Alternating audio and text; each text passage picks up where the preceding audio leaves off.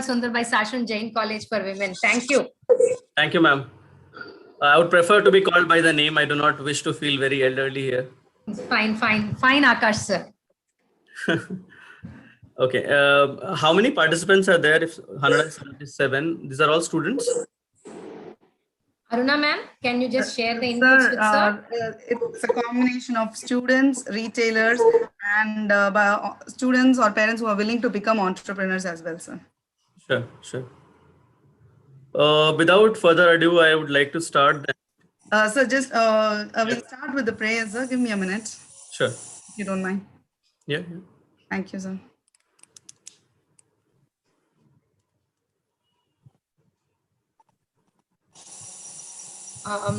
Sir, Aruna ma'am, how are you going to go about it? Yes, ma'am. Radhika, can you start, Radhika? Yeah. Sir, before we start, I just would like to inform you that the secretary will be joining at 11:45 because he's preoccupied with some other meeting. So he will be joining, sir. Secretary Sri Abhaya Kumar Jain will join. Yeah, please proceed with that. Thank you, ma'am. Radhika? Yes, ma'am. Thank you, ma'am. Welcome you all. Good day to one and all present here. Love begins in our home by praying together. Let us grace this workshop with our college prayer and Tamirthai Vartha by Mr. Lakshmi Vijayaraghavan, PG and Research Department of Commerce. Please join us for the prayer. Namo Hariyantanam, Namo Siddhanam, Namo Ayariyanam, Namo Vajayanam, Namo Loye Savasahunam, Eso Panchanamokaro, Sarva Pavapanasano, Mangalanam Che Sarvesam, Padamam Bhavai Mangalam, Padamam Bhavai Mangalam. நீராறும் கடலுடுத்த நிலமடந்தை எழிலொழுகும் தீராறும் வதனமென திகழ்வரத கண்டமிதில் தெக்கணமும் மதிசிறந்த திராவிடன திருநாடும்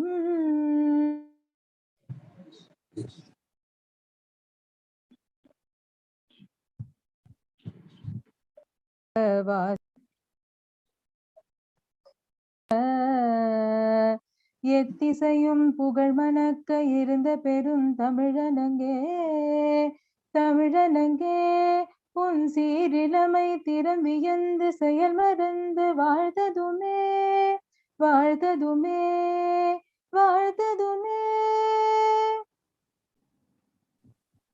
Thank you, Ms. Lakshmi Vijayaraghavan. I request Ms. D. Aruna, Coordinator, Center of Excellence Retail, to welcome the gathering and the speaker of the day. Good day to one and all present here.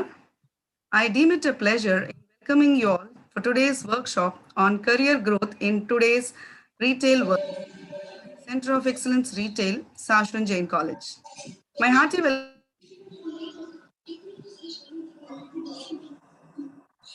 Aruna ma'am, you are muted.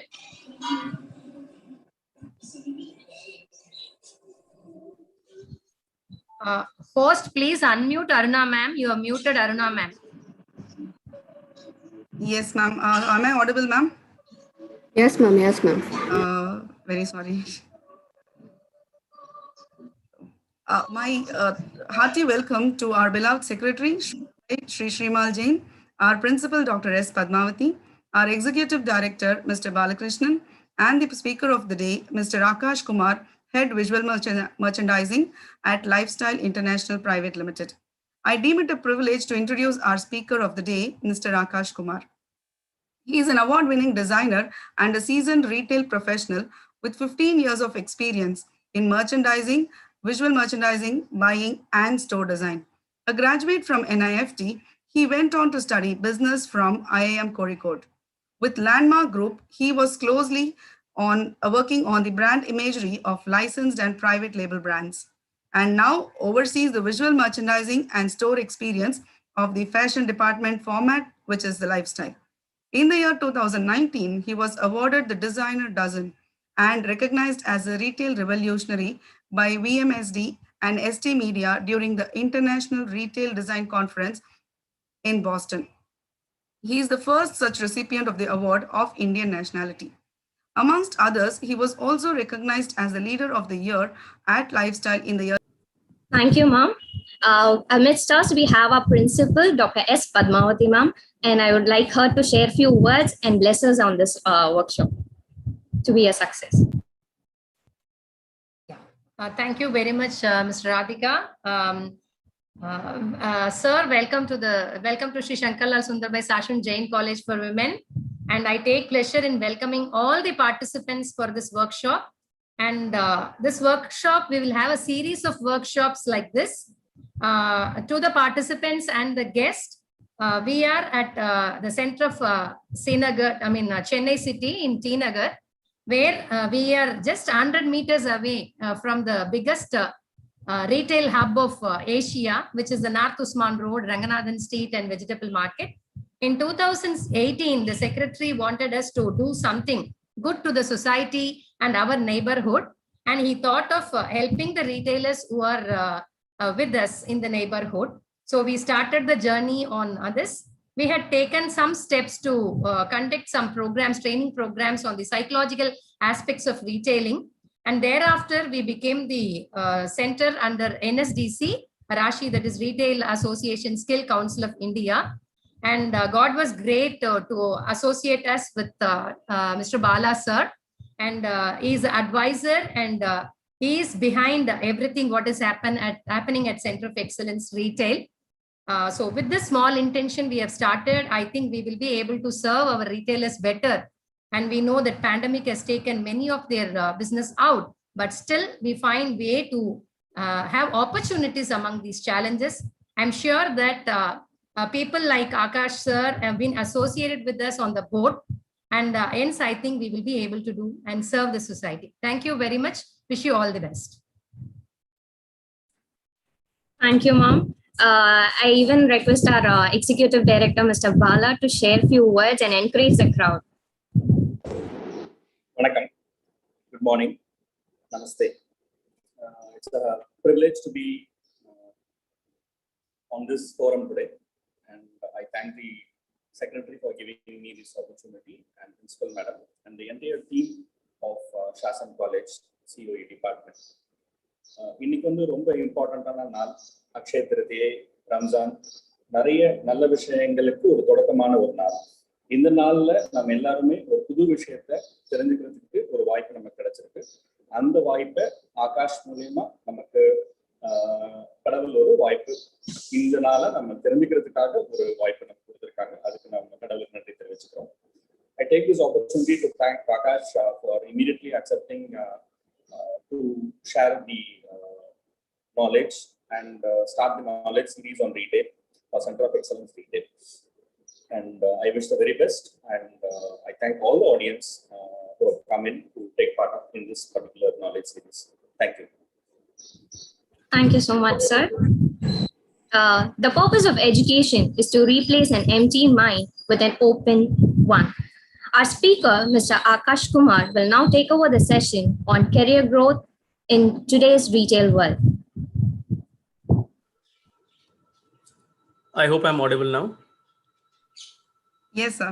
So before I begin with the session, I would like to thank all of you for the overwhelming welcome, the school management, Mr. Bala, and all the students and the participants who have taken out their precious time to attend this session.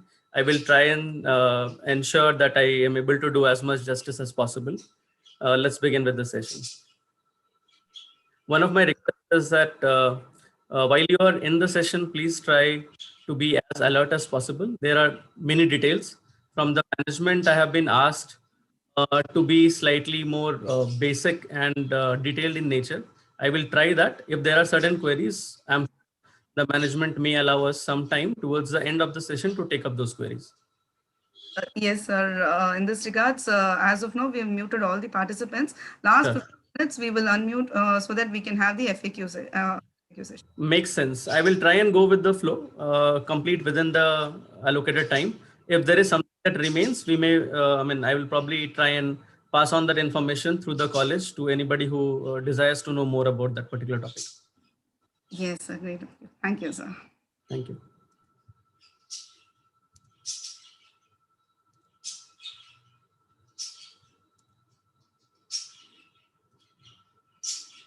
Is the screen visible now? I have shared my screen. Yes, sir. We can see your presentation.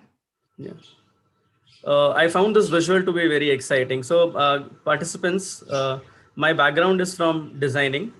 And after designing, I have done various assignments, various jobs, which are in a diverse background.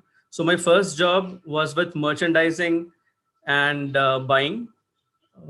I was associated with this company who used to make a lot of innovative products, accessories with artisans, with a lot of small suppliers, and they used to sell it to international markets.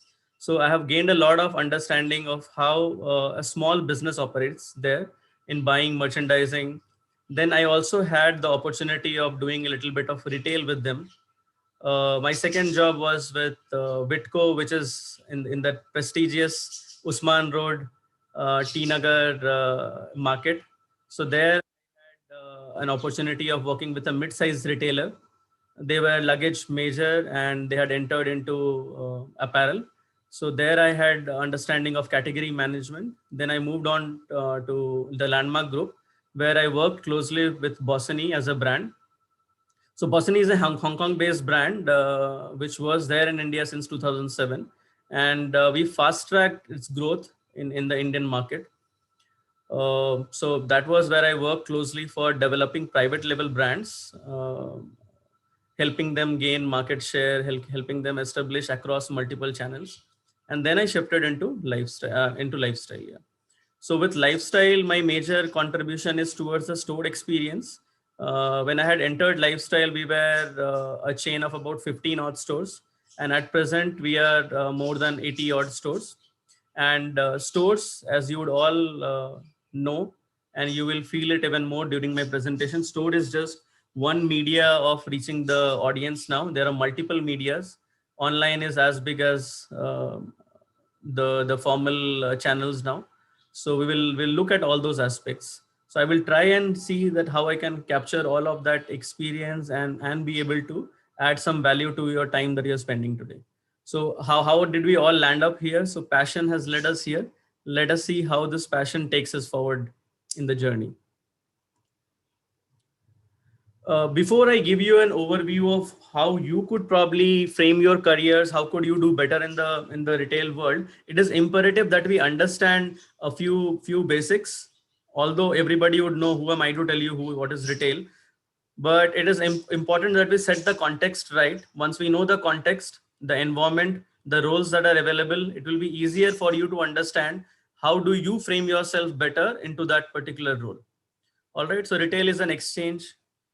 It can happen between one person to the other person, one organization to the other organization, but it has to be small. Retail is about sale of smaller quantities from one person to the other person, right? That's retail. I have blurred out all the details. You don't need to get into the details. You're already aware of these nuances, right? And retail is everywhere, right? I mean, people like you, people like me will tell you more about fashion retail. There are experts on FMCG category. There is automobile. There are all forms of retail, and retail is something that we encounter every day. On the top is that street in T Nagar. On the bottom, if you see this visual, can you see the pointer here while I point? When I move my cursor, is the cursor? Yes, sir. Yes, sir. Yes. Okay. So if you see this particular visual here, left bottom, this is from the streets of Japan. It's a Shibuya, it's a market in Tokyo, where there are so many people walking. It feels as if on the carom board you have the coins are all scrambled here and there, right? So that's the power of retail. There are a lot of consumers. Markets in India, in Japan, in China, US. It's a consumer-driven market. There are so many people, so many commodities, right? And these are the stores. These are the streets. And then you don't need to be in the streets anymore, in the stores anymore. You know, online is catching up big. So from the comfort of your houses without the hustle bustle. The same shopping can be done. Retailing happens there as well, right?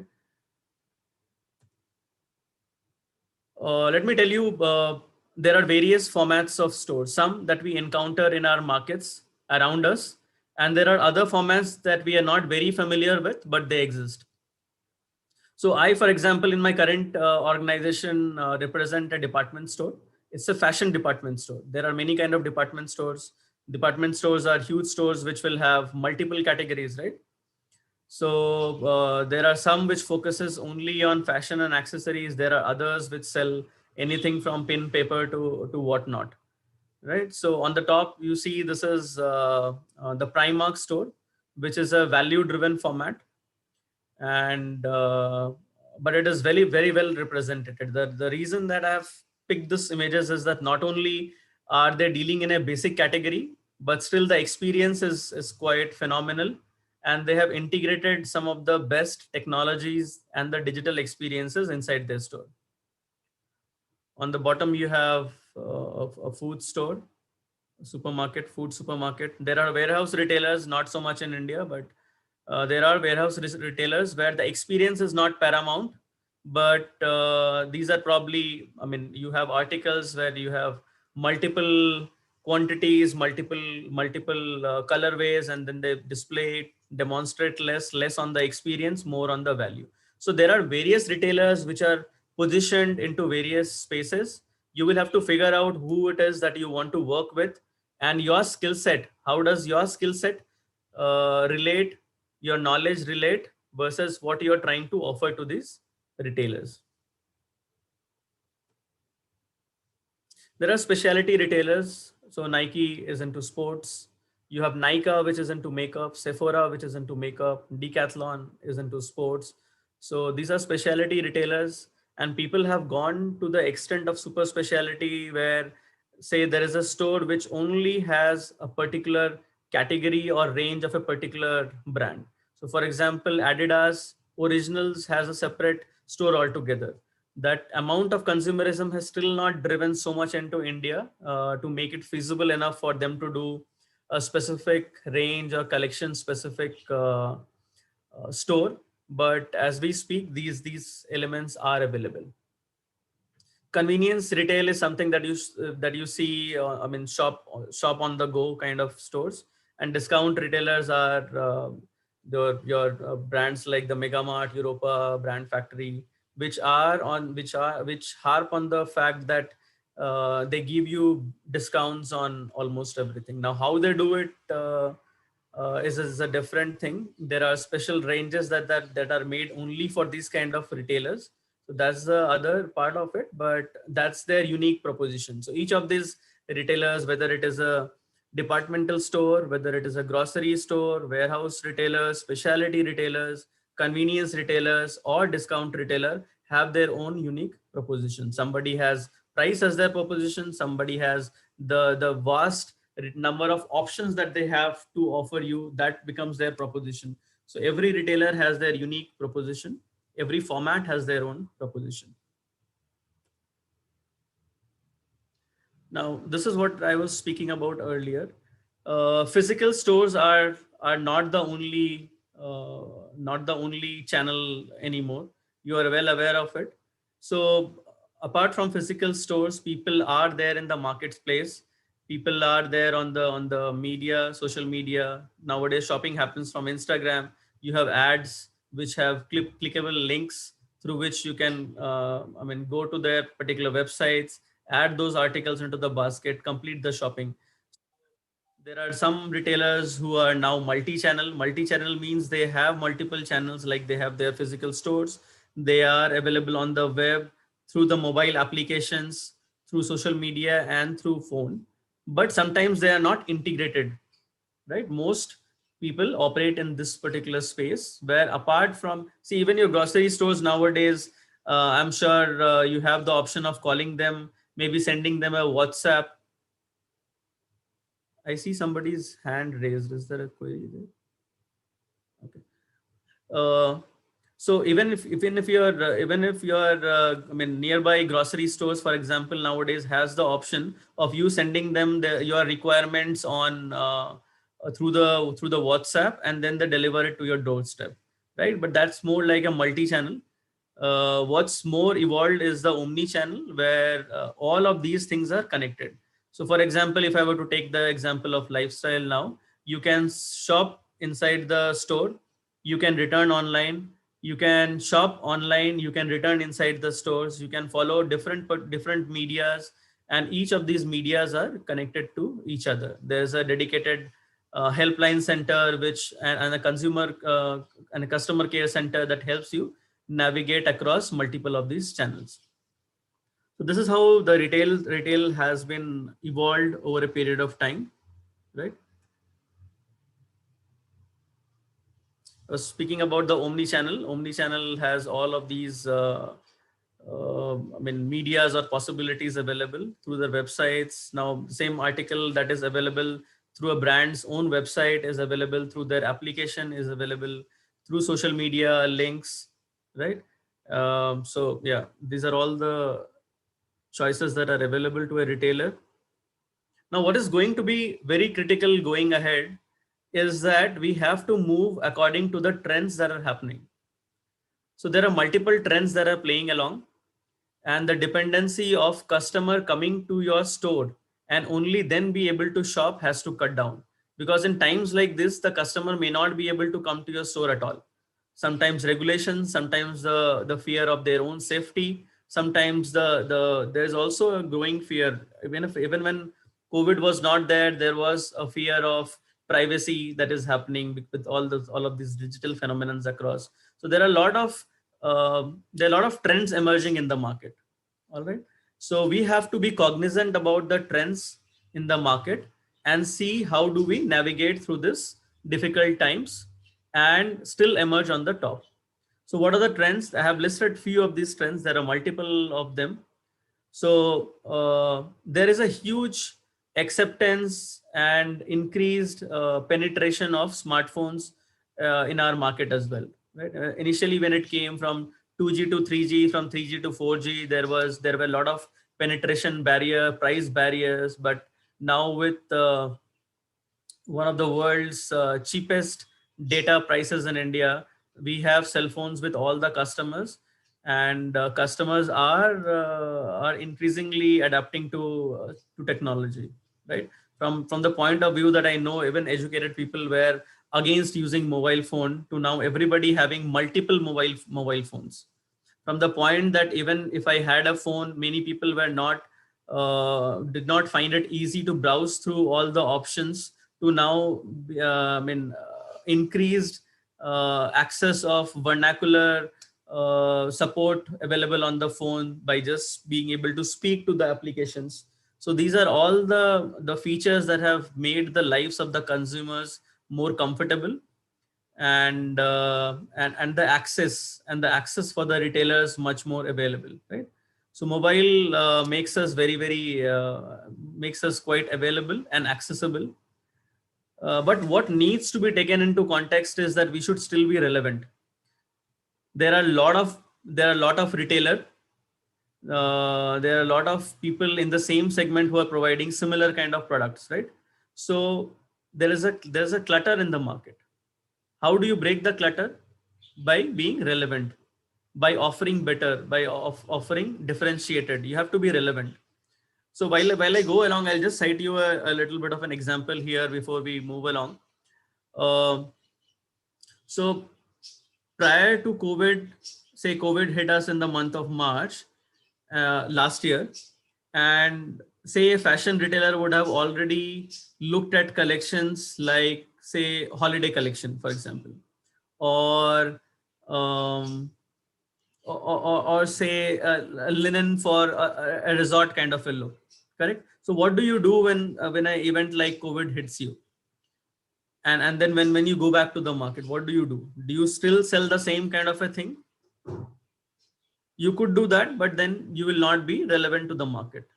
You could, there would still be marriages, there would still be some of these occasions, but do you continue to be insensitive to them and say, okay, look, I do not care about what is the situation of the market. I have made these things and I'm going to sell them to you.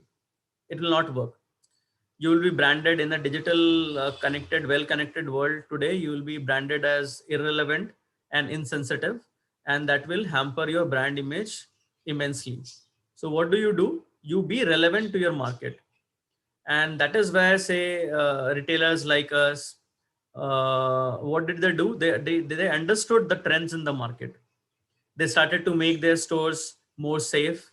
They started to promote collections which people would probably be utilizing more at home. Themes like athleisure. Now that you are at home, what would you want? You would want comfortable dressing throughout the day. You would need dressing that helps you be agile, take up multiple roles inside the house. So those are the things that make us relevant. So that was some of the example on relevance that I wanted to put across, since there are retailers and there are other people who want to take the entrepreneurship route.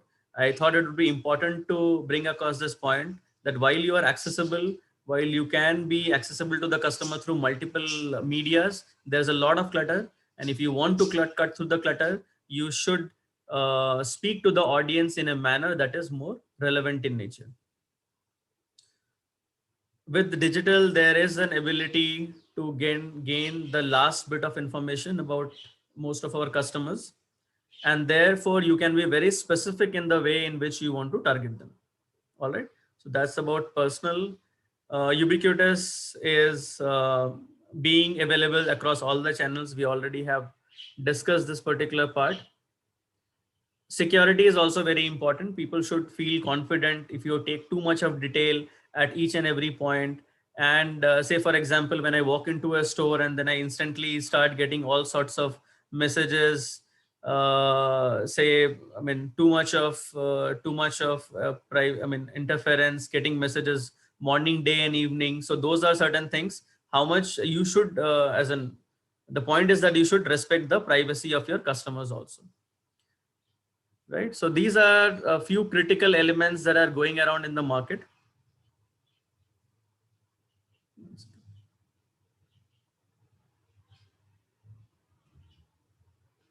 Yeah.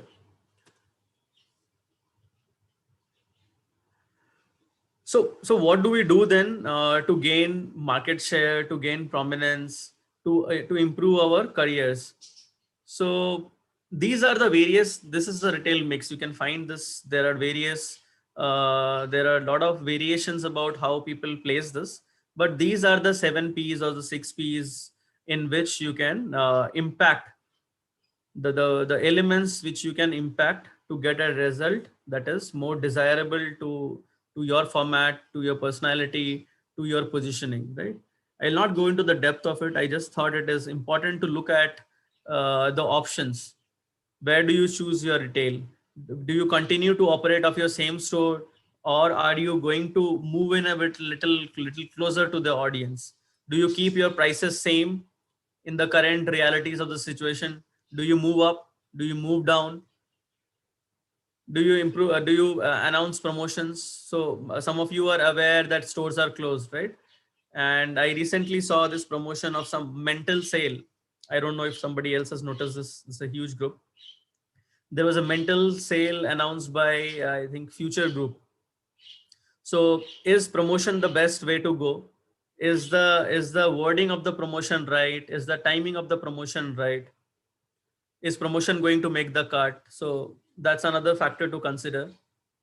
People, what do you do with the people? Many, I mean, in brick and mortar, the traditional format of the retail, you have a fixed people cost. Many of the stores are closed at the moment. What do you do with your people? Do you cut down the manpower? Do you redepute them? Do you repurpose their existence along with the organization? So there are many decisions to be made there as well, right? How do you improve your processes? When times are tough, what do you do? The stores are not open, for example. What would you do? Would you sit with no plans at all? You will draw more scenarios, right? You will improve your processes, try and see if there are more efficient systems to be got. There are a lot of things that during the usual course of the year, people do not find time in. So maybe this is the time you look at these elements as well. Physical environment. The stores, do they remain the same? Do you make some changes? If you make changes, what changes would that be? Would your tenant, for example, cooperate with those kind of changes? Would those changes bring in cost efficiency, long term, short term? Are you prepared to make those expenses and changes at the moment, right? Product changes, people have, I think initially itself I mentioned in the previous slide that the lifestyle has changed. People are no longer going outside. Formal wear as a category, if some of you realize, earlier was about 40 to 50% of the men's portfolio. And any typical departmental store sale for men's category, 40% at least used to come from formal wear. Last I checked, for departmental store, it was as low as 15 odd percent. Do you think after this particular event and maybe in a year, it will further go down? It will definitely go down from there, formal wear as such. Would it change to occasion? Maybe it will change to a little bit of occasion, little bit more of practical wearing, some more of denim, some more of casual wear, a lot into sports, yoga, athleisure. That category will gain traction. That is how you stay relevant in the market, right? So you have to look at your retail mix definitely and look at each of these aspects to be able to stay relevant to the market. As an individual, this does not relate to an organization, but an organization is a summation of all the individuals that work in it. So these are some skills that I thought it's a nice summation of the skills that probably people in the retail segment should have. Right? Go through this. This is ambitious, be humble, be autonomous, try and do more work, passionate, have passion, be confident. You should be reliable. The customers should find you reliable. The customers should find you reliable as an organization, right? No tricky messages, too many tricky messages. Buy one, on the second you get so much, but if you have to buy the third one also, complicated offers. So what does it do? It creates chaos. It does not, your reliability, trust, all that comes down, right? Be positive, be eager to do more. That is how you increase your customer centricity. So these are good attributes to have. The participants who have participated in an individual capacity, the students can look at some of these values. The organizations, you can see how does this personify in your own organizations, right? These are some of the skills that people, these are more behavioral.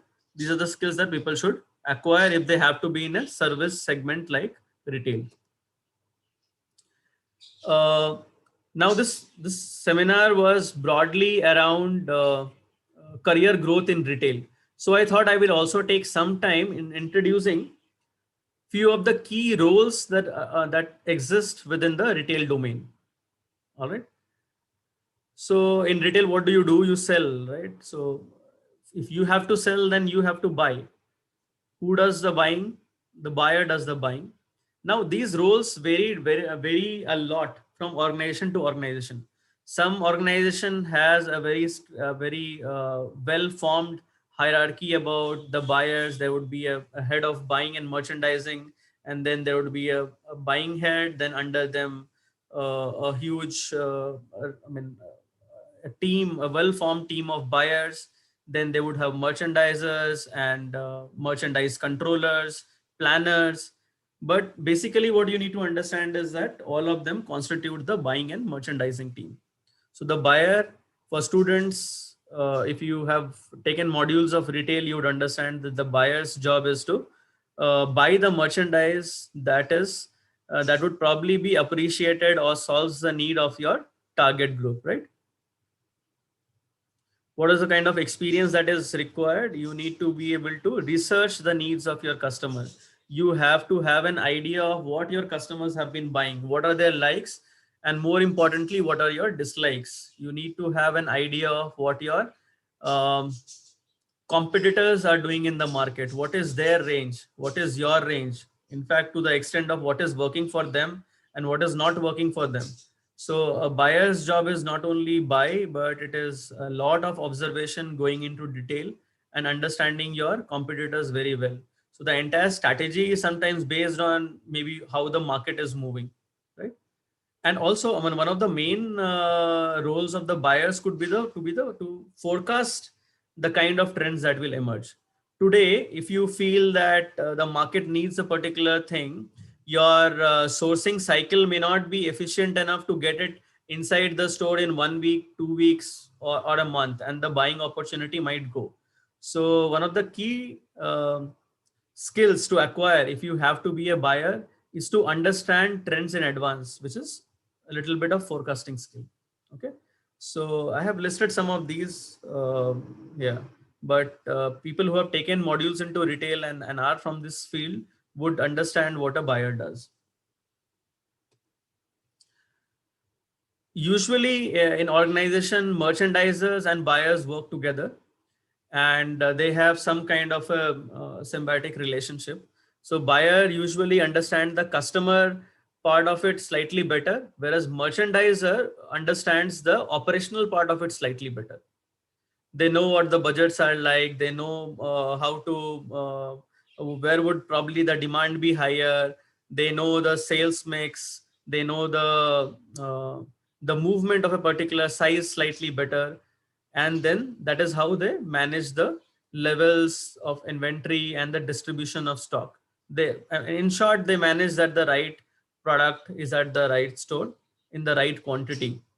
Their biggest single KRA key result area is that you prevent a loss of sale opportunity. In retail, the biggest challenge is to get the customer to your store, right? And once the customer is there in your store and he likes a particular product, it would almost be criminal to let him go off from your store by not finding whatever he was looking at, probably the right size, the right color. So the merchandiser is very critical that he ensures that till such time that the inventory is within the system, it is made sure that's not sitting back in the inventory. It is not there in the back store. It is not there in a particular territory which has no region, no need for, but it is sitting at the right store at the right time. These are some other roles: planner, merchandise controller. Some organizations have it, some do not have it. You can probably research into these roles slightly more to understand them better. Planners are good with numbers.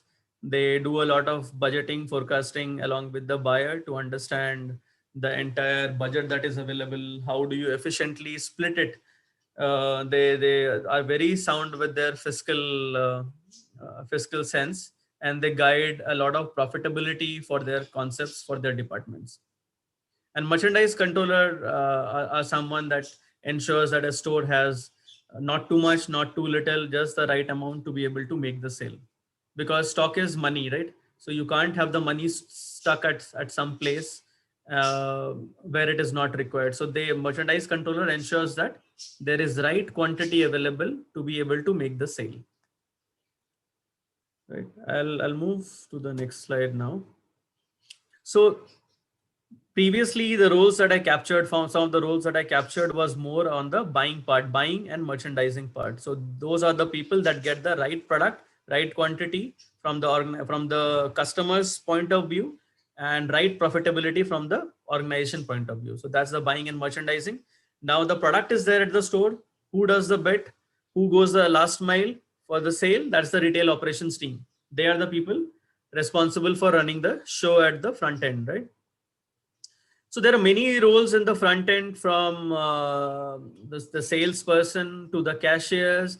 Because this group is students and retailers and people who aspire to move to the next level, you'd probably go 1 or 2 steps up the ladder. And even if in the beginning of the career you are at the store, it will probably be as, say, customer service representative or a retail management trainee, where you'd be given a lot of overview about how an organization runs.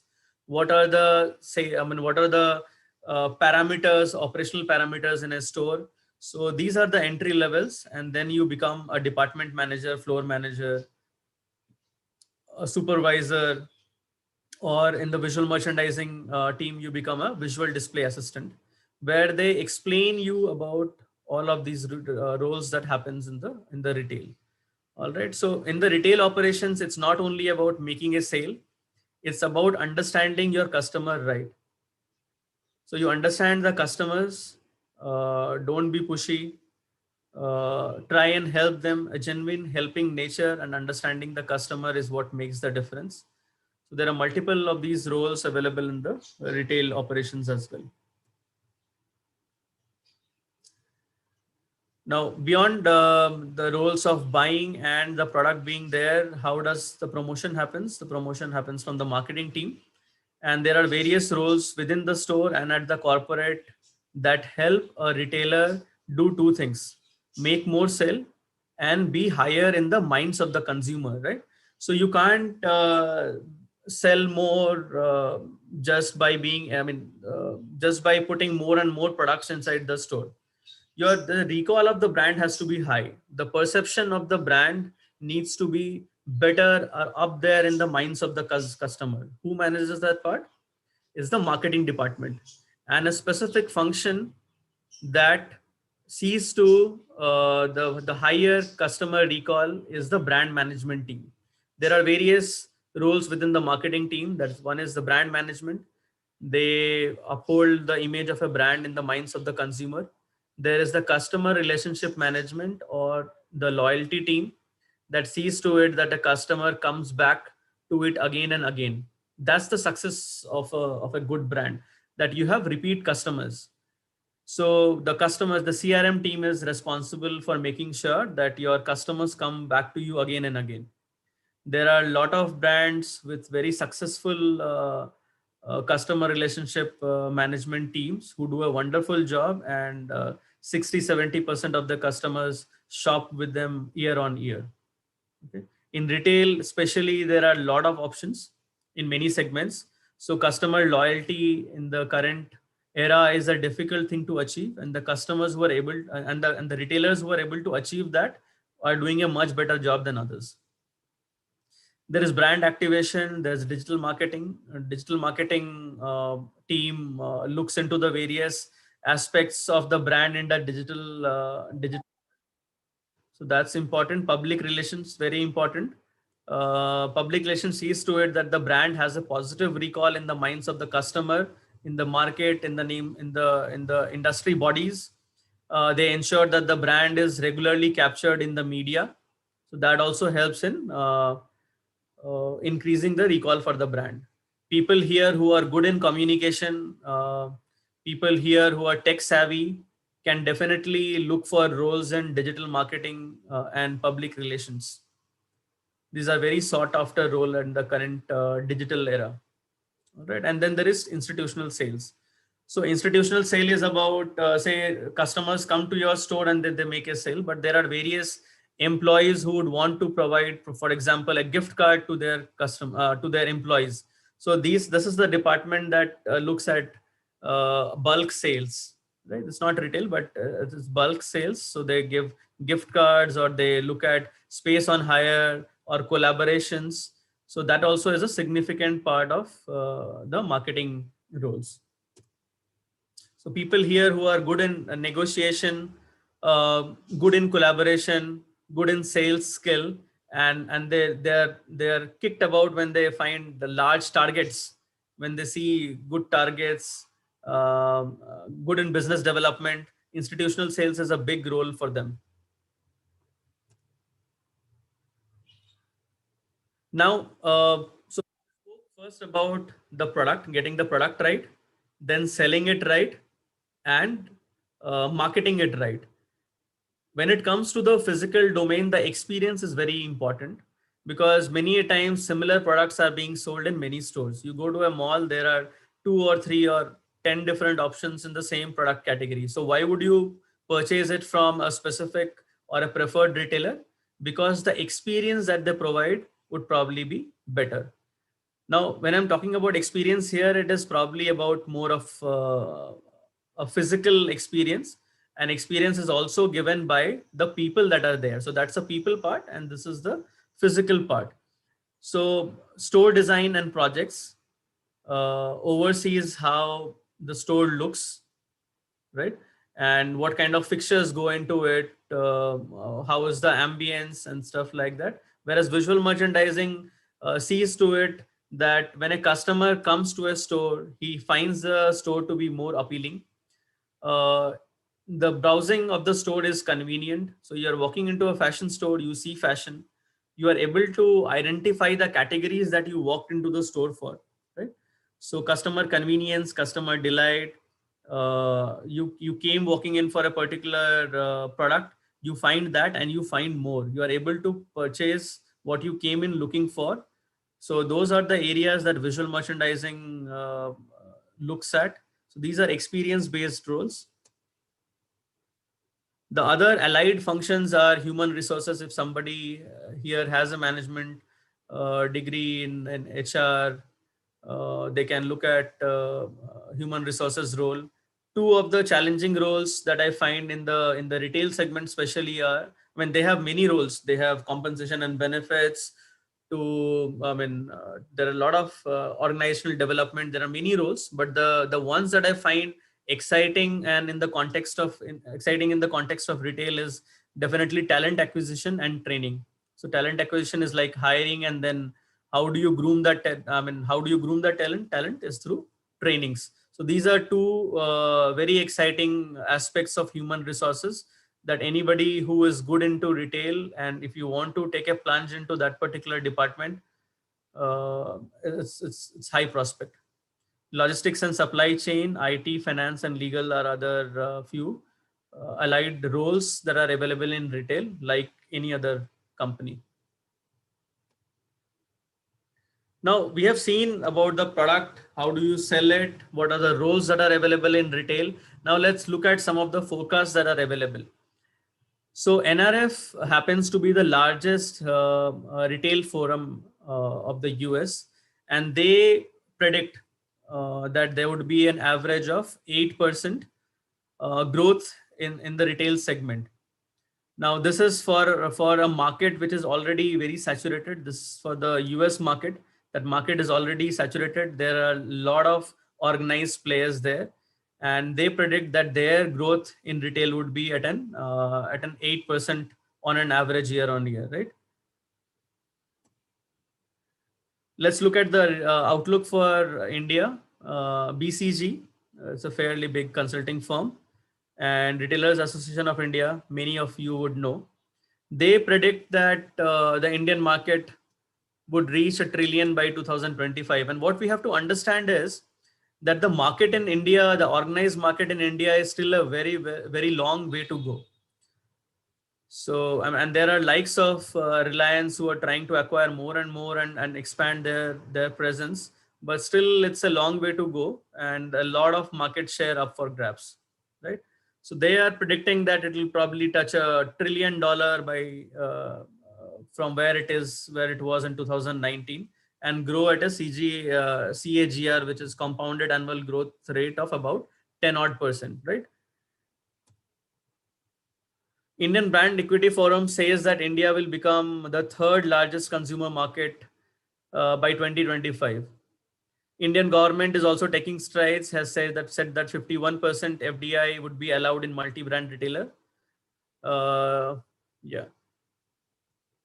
And there is also an increase in ease of doing business. The only caveat here is that most of it was given pre-pandemic. And if you see this bold letters here that is highlighted, the retail sector was expected to recover 80% to the pre-COVID revenue by end of 2020. Now, I've thrown some numbers here for those of you who do not appreciate numbers as much, or even if you're good in numbers, that's good. What we need to understand is that these situations are uncertain. They have never happened. And we only have to take a positive outlook and move ahead in the future, right?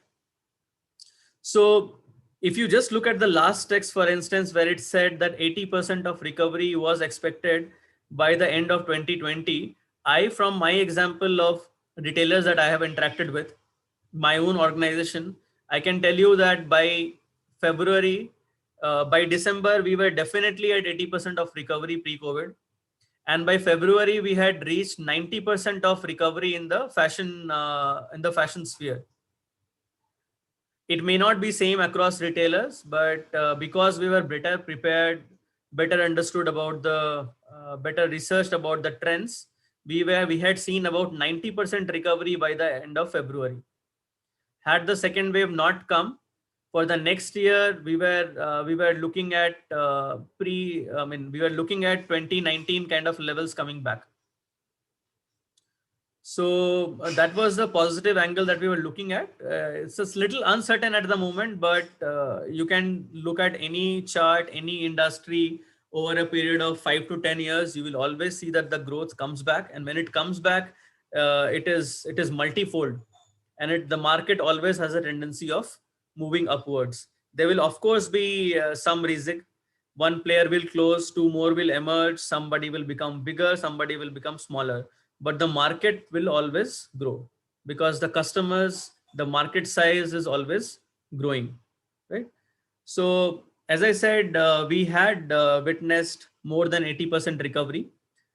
So the outlook from our company point of view, and Landmark represents a large retailer, right? So we are present across 30 nations.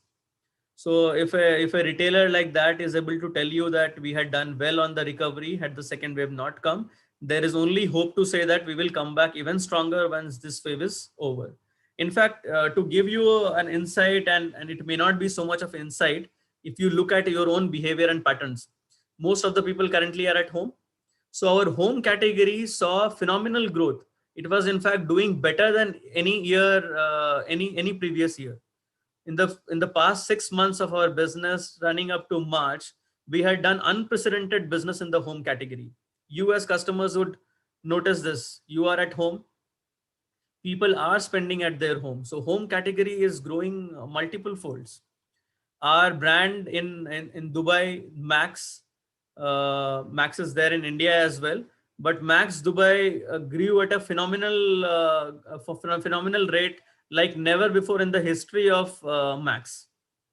Because people are shifting into, so its market is shifting. Probably some of them are shifting from say premium segment to value fashion. So those shifts will happen according to the time, but the market is always bound to move upwards, right? So we looked at the roles. We are looking at the aspect of growth and the future prospects. So I thought some of these numbers would be, and my own perspective and the outlook from Landmark would be useful for some of you to understand that we see tremendous opportunity for growth. This is a very funny. I found this image to be very, because this is online and so many participants, I realized that interaction will be less. So I thought I'll use this quirky picture. Now we are faced with a big challenge here, uncertain times like COVID. And how do you get growth in times like this? So the first step to solving any problem is to recognize that the problem is there, right? And how do you solve a problem? You solve a problem with a innovation mindset, with a growth mindset.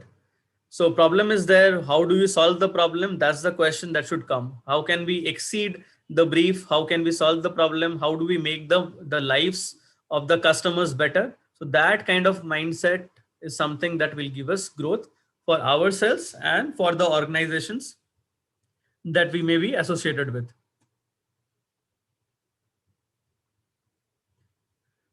So one of the ways to find, to solve problems is to understand and observe the trends that are there in the market. So I'll quickly, I don't think I have much, I have time, right? Yeah. So I'll quickly touch upon some of the trends that will probably help you to get better than your competition, or as employees or prospective employees, help you to do better for your employees. So some of this is the first among them is sustainability. So brands are trying to find more and more ways to impact the nature in lesser ways, leave lesser footprint. So this gives you a kind of niche. Not every brand can acquire this space. It's a difficult space to be in. A lot of work is required for this. But if somebody is able to successfully do it and be able to do it at the same kind of money, then the customers will love you, right? There are brands like Levi's, Nike, Tesla, Tata Power, these brand, Tata Motors, these are already working on it, right? So apart from COVID, our previous biggest problem was, the global warming. So there are many brands which have championed this, some in a very conscious manner, some not so much, more for the marketing point, right? But some of these brands are working towards it. And read some of this recent news, you will see that Tesla is doing a great job with electrical cars, right? And the Indian government said that by 2030 we will also be having about 30% of all the passenger driven cars as electric. First Musk said, for example, that they will allow bitcoins for shopping of the Tesla cars. Now he has said that no, we will not allow bitcoins because it is very power hungry as a cryptocurrency. They're looking at more sustainable ways of doing it, right? So more and more brands are becoming environment conscious. So sustainability is going to be a big theme. If somebody is able to give a good product that is also environment conscious, but at the same time not passing on too much of a pinch to the customers, those brands are definitely going to succeed, right? So sustainability is a trend. You will have to look at newer concept stores. So the same stores may not work as well at these moments. There are government regulations where people cannot come to the stores or cannot shop inside the stores. Malls are closed. So what do? I have just put one or two examples here. So for example, last year when we were faced with COVID, many people started looking at sanitizers and masks. It may look at as a low value, but the kind of volumes that you are able to do is phenomenal. And if you are able to get a good product, and where do you put the mask? You put it on the face, right? So it's a skin touching kind of a product. You have to be very careful about the quality that you provide. If it is good quality, good breathability, some amount of scientific backing and testing done, you can make a good sale out of it. So we introduced some of these innovative methods of reaching out to the customer, even if they were scared of coming inside the store. We have provided a lot of safety measures in our endeavor for all of this. And there are many people who did this. We also worked at increasing our convenience and ease of access. For example, when the stores were closed, we did specific store on wheels, which were carrying fashion. Some of them were carrying makeup. Category wise, depending on the market, we were doing many of these convenience stores. There were also neighborhood stores that we did in the apartments. So customers can't come to you, you go to them, right? So that's an approach. And apart from that, in our new stores, when we do more new stores, and we have plan of introducing a lot of new stores, probably we'll go more prudent in sizes because we are now across multiple categories. So we will try and work on those sizes as well.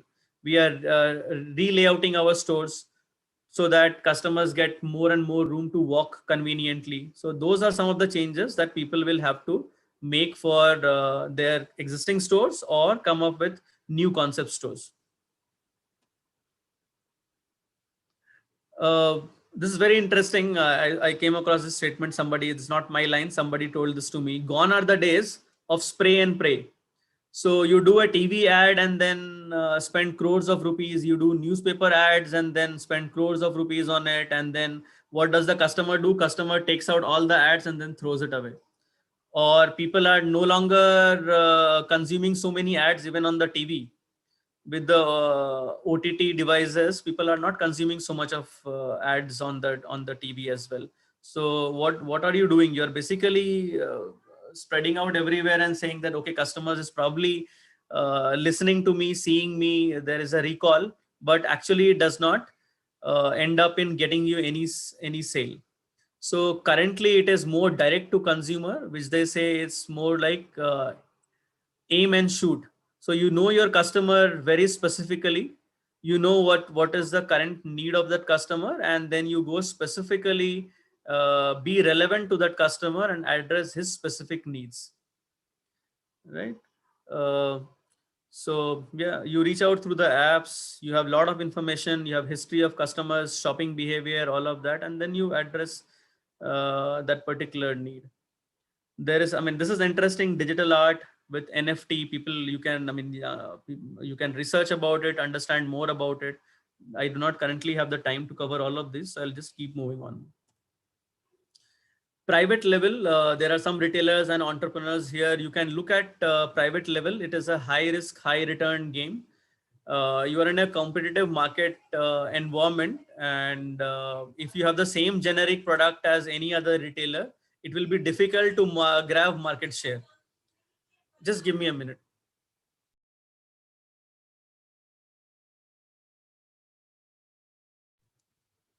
Yeah, it's a competitive environment. If you have the same kind of product, same kind of an experience that others have, then it will be difficult for you to grab a higher market share, leave alone the factor of recall. You will have absolutely no recall, and your brand differentiator would hardly be anything. So it's important that people who have the capability, organization that who have the capability should look at private label as a definitive tool.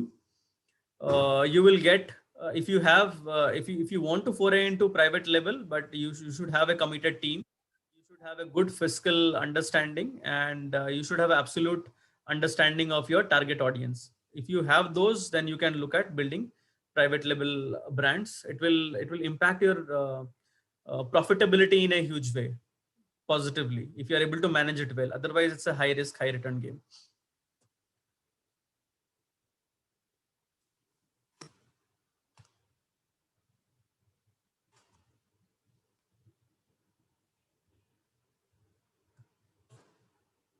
Yeah. Omni-channel is another approach that you will have to look at. These trends are definitely there. If you are only say a brick and mortar player and say the COVID does not end for the next 1 or 2 years, I mean, even 6 months, for example, you will be so troubled that probably you'll have to change your business altogether. So it's important that some energies, some time, some fund be spent over more interactive channels, and you have alternate ways of reaching out to your customers. How much is a function of how much you actually need and at what phase of business you are in. But omni-channel is a big trend, and you should look at least multi-channels. If not omni, you should look at multiple channels of reaching out to your customers. There are professionals available who could help you with this approach. And as a student, definitely try and grab more and more aspects of omni-channel. Video consumption is high. A lot of millennials now, they prefer shopping online. Video consumption is off the roof. People are consuming a lot on their mobiles, on the OTT devices. So even if you are promoting certain content to your audience, make it more interactive. So rather than having maybe even if you're promoting it through social, rather than having images, definitely go for videos. Adapt videos as a media. Young people here who wish to take up more modules on creating videos, creating animation, definitely go for it. There is a huge demand for it. An unserviced market. So I mean, underserviced market. So there is a huge demand. If somebody of you who have the capability, please, and you still have a lot of time, utilize this time for building in those capabilities. So we saw the trends, we saw the options, we saw the roles. Now, how do you how do you utilize all this information for your advance, for your career advance, for your business advance? How do you utilize all these insights? The biggest way of being able to advance your career or being able to advance your business prospect is by investing in yourself. When I say this for the students, yes, invest in yourself. For the organization, also invest in yourselves. How do you invest in yourself? Be prepared, get more and more trainings, do things. There are multiple departments and multiple opportunities that I had showcased you in the retail sphere. It was not all inclusive, but there were definitely so many of those roles that we discussed. What do? You figure out what is it that is more closer to something that you can offer, and then develop your skills around it in a very broad way. And skill development and training is in itself a very huge topic, but broadly the skills are of three kinds. One is a domain specific skill. So for example, if you want to be a designer in retail, you would need to have those software skill. You would need to understand the product that you're trying to design. You would definitely want to understand the customer or the target group that you're designing for, right? So all those are classified as domain skills. Then comes the functional skill. So you should be able to, I'll just take the example of the designer further. So if you are a designer who knows the software, knows the product, you should still have that kind of an analytical understanding to be able to analyze those trends that are emerging, right? You should have that customer centricity to be able to appreciate the need of your customer. You should be able to plan the entire range of the season, saying that from designing to the market, it takes about, say, 6 months. If you are, medium efficiency, it will take about from designing to the production about 6 months. For larger cycles, it will take about a year. For fast fashion, probably it takes about 2 to 3 months. So it depends, but you need to definitely have that planning skill. And the third is behavioral skill.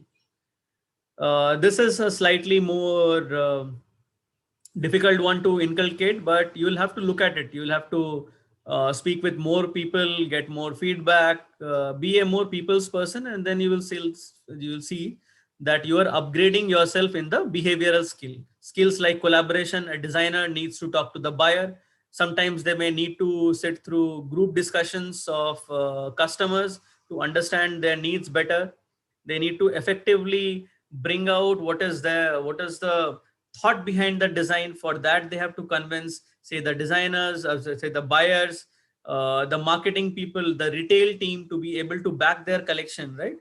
So there are a lot of skill and competency required in all of those roles. I have just told you in the context of a designer. Similarly, you can identify the skills that are required for the roles that you are looking at.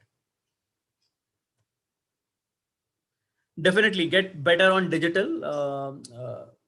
Now, to let you on a little secret, which may not be a secret if you have studied the space a lot, digital, especially in fashion, the online penetration is only about 2-3 odd % for most businesses. 95-97% for most businesses is still happening on the at the stores. You take it into any, you scale it up for most of the businesses that are into both store and online business. Not more than 10% of the business comes online. But you definitely need to be online, right? You definitely need to be on digital, because the customer may come online to shop for you, looking for you, or they may go to your stores looking for you. But you definitely need to be there on both the platforms. You should know about search engine optimization. You should know about digital marketing medias. You should know about social media. What are the customers talking about? What are they browsing about? So you need to be on this space. And they say if you are not on digital, you are nowhere in the current world. Even if you want to be a pure play brick and mortar store, you still need to be in the digital to understand. Your eyes and ears should be there in the digital space to understand your customers better. So understand digital better. That will get you going better and more prepared for your retail game. Try and be more creative and innovative. This is a list of the most innovative companies out there, and most of them are the most successful companies also. So, and this innovation does not start from the employees. It starts from the very top. That innovation or design thinking is driven right from the CEO and then bottom on.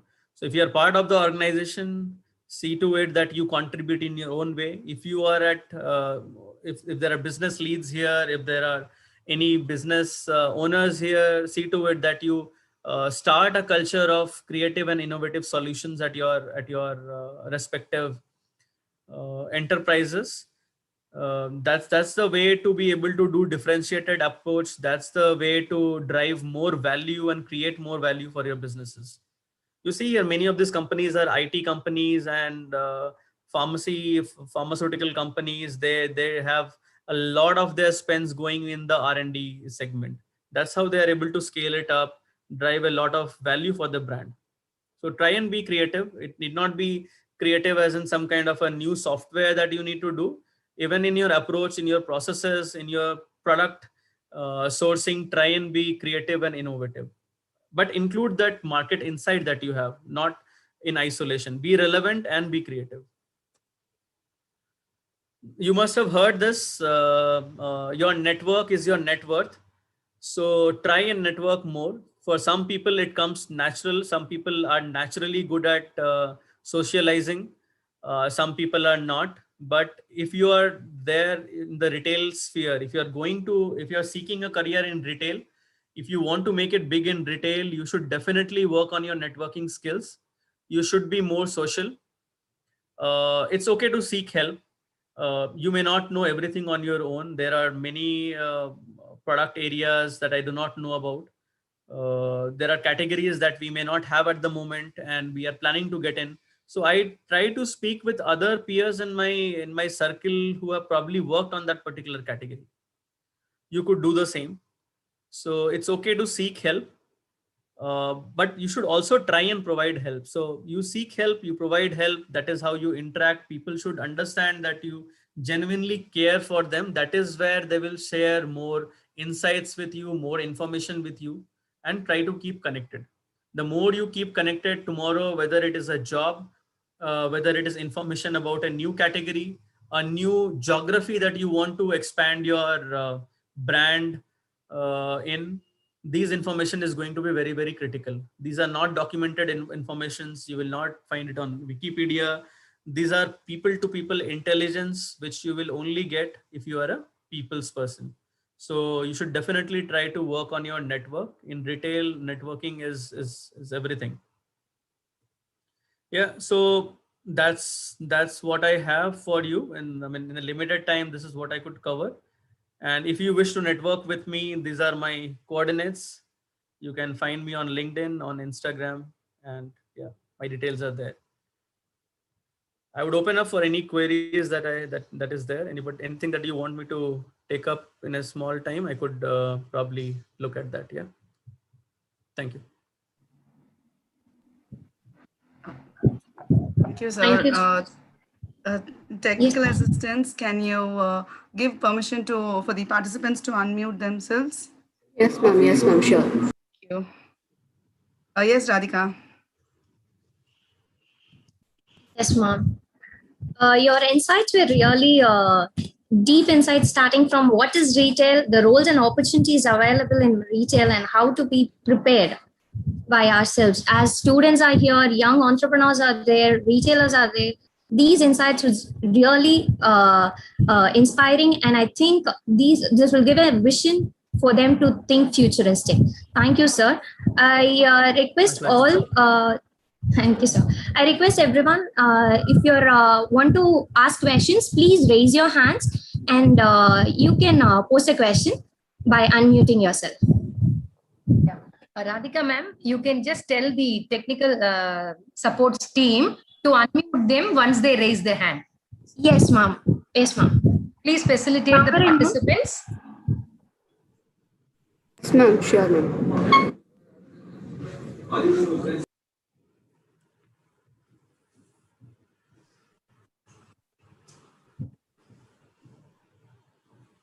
There is one Mr. Ram. Hello, Ram. Hello, sir. Good afternoon. Good afternoon. Sir, I have a doubt. So, how to predict the future markets? So, in recent days, mask market has a huge welcome from the people. So how to predict the future markets? Ram, you have any particular market or a particular category? Fashion, sir, like textile industry. Okay. Okay. Like if you see, like last year there was no scope for mask, but within 1 year you can see the mask markets. Like it was unexpected, a huge market. So like that, how to predict the future markets? Like, is there any ways? So, Ram, this particular, say, COVID, for example, is once, for now, I can say that it was once in a century kind of a phenomenon, right?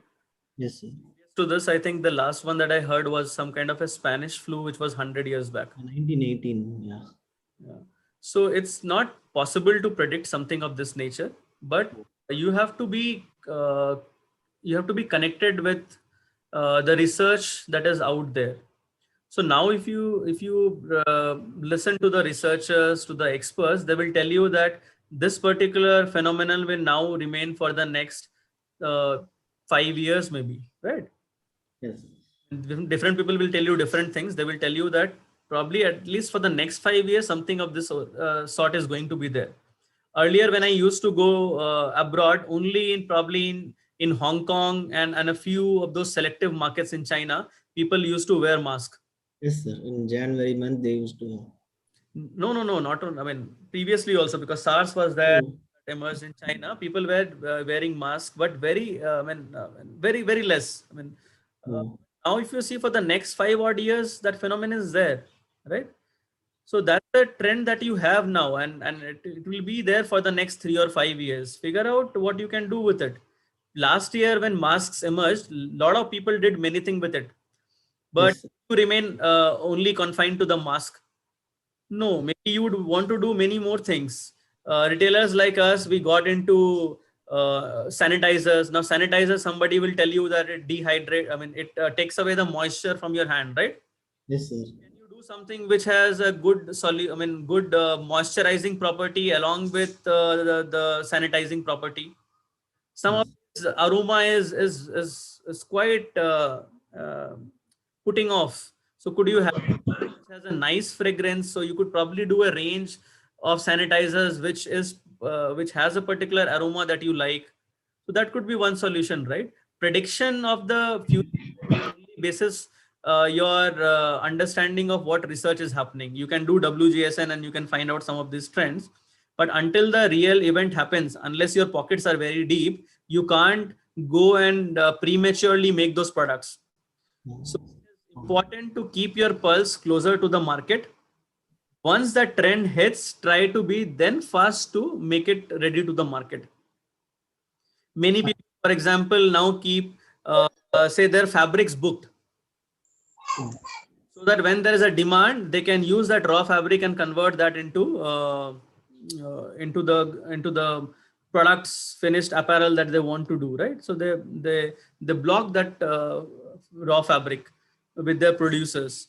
So it can't be that you could not have imagined that an event like this will happen. Another doubt, sir. Come again? I have another doubt, sir. Yes. Go ahead. What I have observed in this retail stores, maximum staffs have no basic idea on the products. So maximum retail, so I have observed this. For example, I went to jockey showroom also. When I ask about the product, they don't have much idea. So is it necessary to have, sir, like maximum, will the customer ask about the product knowledge? Okay, so for example, I'll give you a very vague answer to this, slightly vague answer to this. Say, for example, you have gone to the kitchen and you do not know about the vegetables and the fruits and the masala. Would you be able to do a good job? No, sir. Similarly, if you are in a retail store in the capacity, in any capacity, and if you are representing your company, and if you do not know the product that you are selling, it gives a very bad impression to the customers, correct? Yes, sir, exactly. Definitely must know about your product. And there are multiple levels of information about any product, okay? Fine. There are multiple levels of information. There are features, benefits, and then there is a technology. I mean, the salesperson does not need to know the technicality of the product. How much weave, count, all that is not required. At least you should know what is the feature and what is the benefit, correct? Fine, sir. Exactly. So that much the people should know. And it is the onus is also on the training team of that particular retailer to equip them on it. Fine. Otherwise, they will not receive any respect. Customer will say, okay, fine, I will do it myself. Don't worry. Exactly, sir. Anyway, thank you, sir. My pleasure.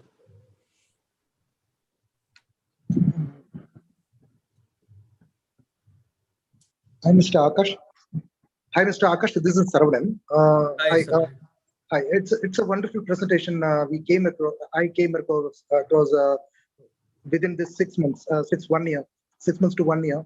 So I have a query. Like in a CRM, it plays an important role in a retail business. We hopefully we have a one query. Like, do we have any app developers or any particular companies which can develop an CRM to an entrepreneur or an existing retailer which doesn't have the CRM program or the CRM platform there in a retail?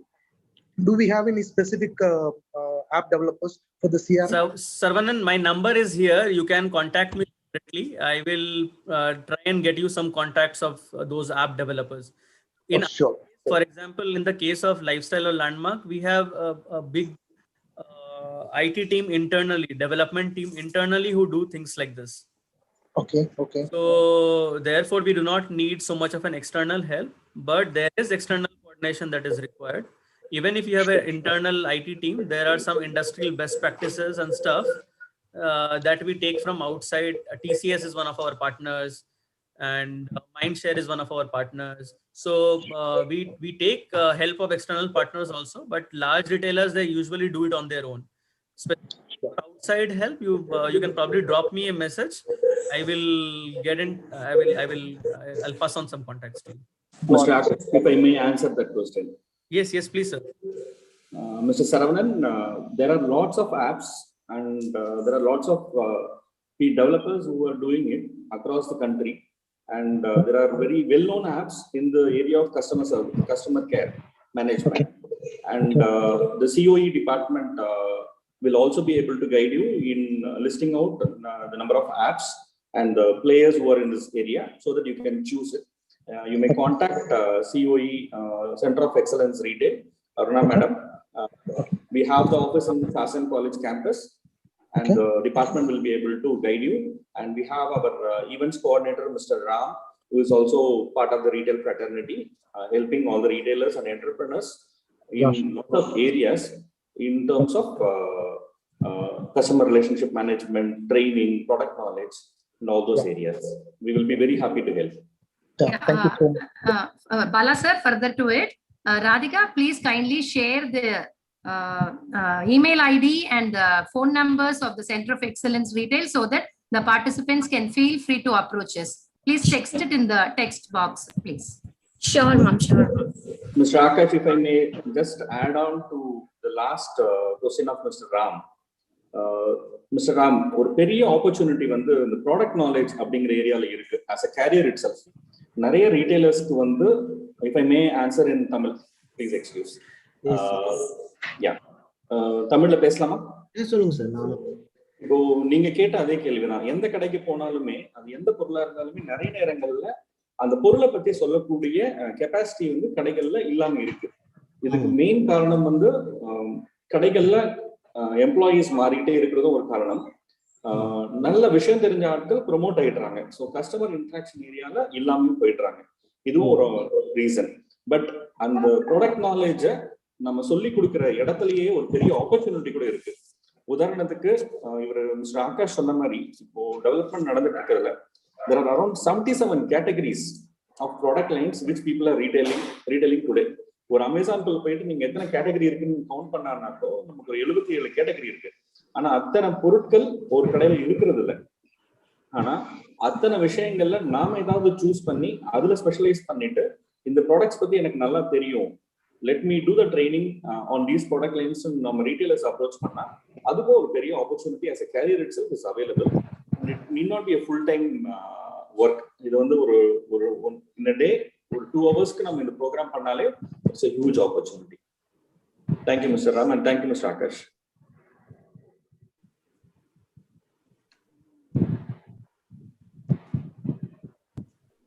Z60 நீங்க வேணும்னா நீங்க question இப்ப கேட்கலாம்.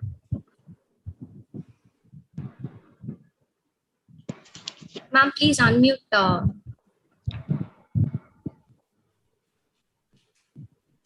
Z60S.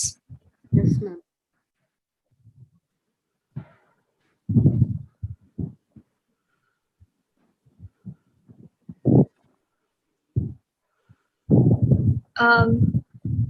I think there's a technical. Kalidos, sir, you can ask a question, please. Yeah, sir. Hello. Yes, please go ahead. Yeah, I am Kalidas from Madurai, sir. I have a query. This multi-channels and digital marketings affect the employees of retail, I mean, direct employees of retails?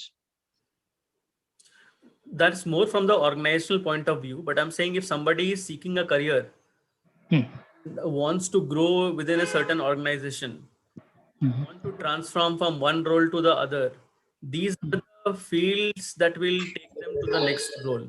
If you are going into a more supervisory mode, for example, there is somebody at a store who is a sales, who is a CSR, for example. And if they want to go to a supervisor role or a departmental category lead at the particular store or something like that, okay? So if they want to grow in their particular career, if a sense of what is happening in the digital world, it will help them. I'll give you an example from lifestyle only. So we have our online presence and products are also there at the store. There are times when the people from the floor, they have been told to look at our digital assets also. They look at our Instagram account. They look at the products that are highlighted on lifestylestores.com, and they see whether the same product at the same time is available at the store or not. Because customers nowadays are mobile first. Mobile, and they show saying that we need this garment. Do you have it? And in that perspective, if this person is not able to identify or does not have the stock with him at the store, it leads to a loss of sales opportunity. Okay. And the worst thing is you may still not have it, but even aware that you don't have it and you waste the customer's time, it further spoils the experience. Whereas if you are an aware salesperson, you know that this this style has been highlighted online. Let me speak to the warehouse and figure out if I can get this stock inside the store soon. Customer comes, you are able to supply to the demand of the customer. It gives such a good experience to the customer. Excuse me.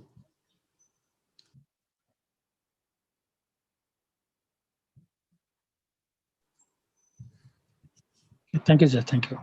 I hope I was able to address your query.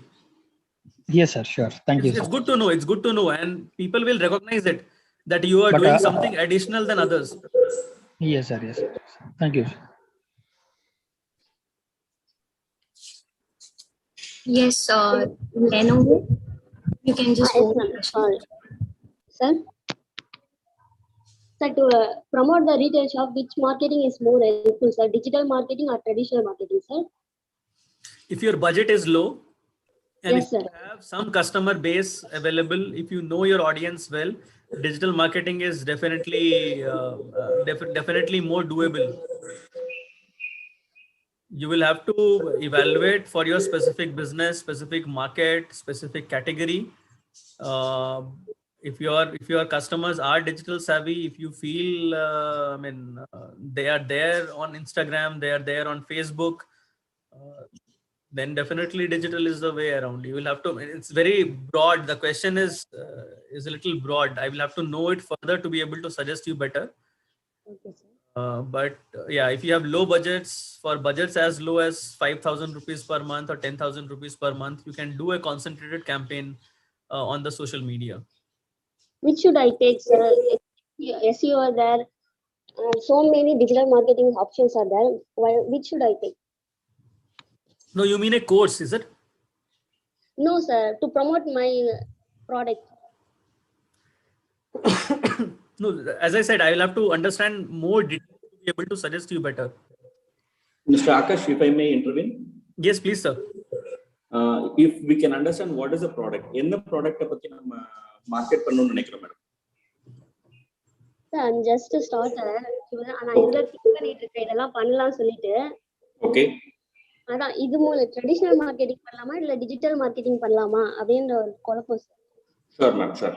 இப்போ இதுக்கு ஒரு எக்ஸாம்பிளோட நான் சொல்றேன். இப்போ ஒரு உதாரணத்துக்கு traditional marketing போது television இல்ல நியூஸ் பேப்பர் அப்படிங்கிற ஒரு 2 பெரிய மீடியா நமக்கு இருக்கு. அப்புறம் ரேடியோ எஃப்எம், இந்த 3 மீடியா இருக்கு. இந்த 3 மீடியாவுக்கு நம்ம பண்ண போற எக்ஸ்பென்ஸ்ல ஒரு 20% எக்ஸ்பென்ஸ்லயே நம்ம வந்து டிஜிட்டல் மார்க்கெட்டிங்லயே நிறைய பேரை ரீச் பண்ண முடியும். நீங்க எந்த இடத்துல இருக்க கஸ்டமர்ஸை ரீச் பண்ணணும்னு நினைக்கிறீங்களோ அதுல வந்து நம்ம வெப்சைட்டா இருந்தாலும் பிரபலப்படுத்துறதா இருந்தாலும் சரி, வாட்ஸ்அப் மூலியமா நம்மளை தெரிவிக்கிறது, அவேர்னஸ் இன்க்ரீஸ் பண்ற விஷயமா இருந்தாலும் சரி, இல்ல இன்ஸ்டாகிராம், அப்புறம் வந்து யூடியூப், அப்புறம் வந்து நம்மளுடைய ஃபேஸ்புக், இது எல்லாமே ஒரு ஆல்ரவுண்ட் இம்பாக்ட் கொடுக்கும். இதோட பட்ஜெட் வந்து டிஜிட்டல் மார்க்கெட்டிங் வந்து இன்னைக்கு மோர் ரிலவெண்ட். அண்ட் இன்னைய காலகட்டத்துல டிஜிட்டல் மார்க்கெட்டிங் வந்து இப்போ மிஸ்டர் ஆகாஷ் பிரசன்ட் பண்ண மாதிரி எய்ம் பண்ணி ஷூட் பண்ற விஷயம். கரெக்டா நம்ம எந்த எய்ம் பண்ணாலும் ஷூட் பண்ணாலும் அந்த ரிசல்ட் கிடைக்கும். ஸ்ப்ரே பண்ணி அதுல வந்து கடவுள்கிட்ட வேண்டுற விஷயம் தான் வந்து நம்ம ட்ரெடிஷனல் மீடியால இன்னைக்கு போறது. ட்ரெடிஷனல் மீடியாவை நான் குற்றம் சொல்லலை, ஆனா இன்னைக்கு கையில டிவி ரிமோட் வச்சிருக்குன்னா ஆட் வந்து நம்ம மாத்திடுறோம். ஆட் ஃபர்ஸ்ட் ஒரு முக்கியமான ஒரு ப்ரோக்ராம் வருது, ஃபார் எக்ஸாம்பிள் குக் வித் கோமாளி வருது, அதுக்கு இமிடியட்டா நம்ம ஆட் வரணும்னு ட்ரை பண்ணோம்னா அது ரொம்ப பிரீமியம். அந்த பட்ஜெட் ட்ரை பண்ணும்போது எத்தனை சேனல்ல நம்ம ஆட் பண்ணணும் அப்படிங்கிறதெல்லாம் இருக்கு. அப்படின்னு பார்க்கும்போது அந்த பட்ஜெட்டுக்கு நம்ம டிஜிட்டல் மார்க்கெட்டிங்ல போகும்போது இன்னைக்கு வந்து for every entrepreneur and every startup, it's a boon actually. Digital marketing is a real big boon, which I am personally நிறைய இண்டஸ்ட்ரீஸ்ல நம்ம இந்த போஸ்ட் கோவிட் நடந்திருக்க விஷயத்துக்கு பிறகு நம்ம பார்க்கும்போது especially OTT platform and penetration of மொபைல்ஸ்னால டிஜிட்டல் மார்க்கெட்டிங் வந்து மோர் ரிலவெண்டாகவும் இருக்கும், ரிசல்ட் ஓரியன்டாகவும் இருக்கும். Thank you, sir. Right. Thank you, ma'am. Any other questions?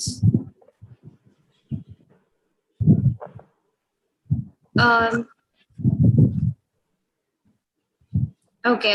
Sir, there are a few questions in the chat box. I'll just read out so that you can answer because it is from the student side, I think. Okay. From Aishwarya TN, what motivated you to take up visual merchandising in retail, being a fashion designing background? Okay, my background is not fashion designing, it is accessories designing. But it is designing. So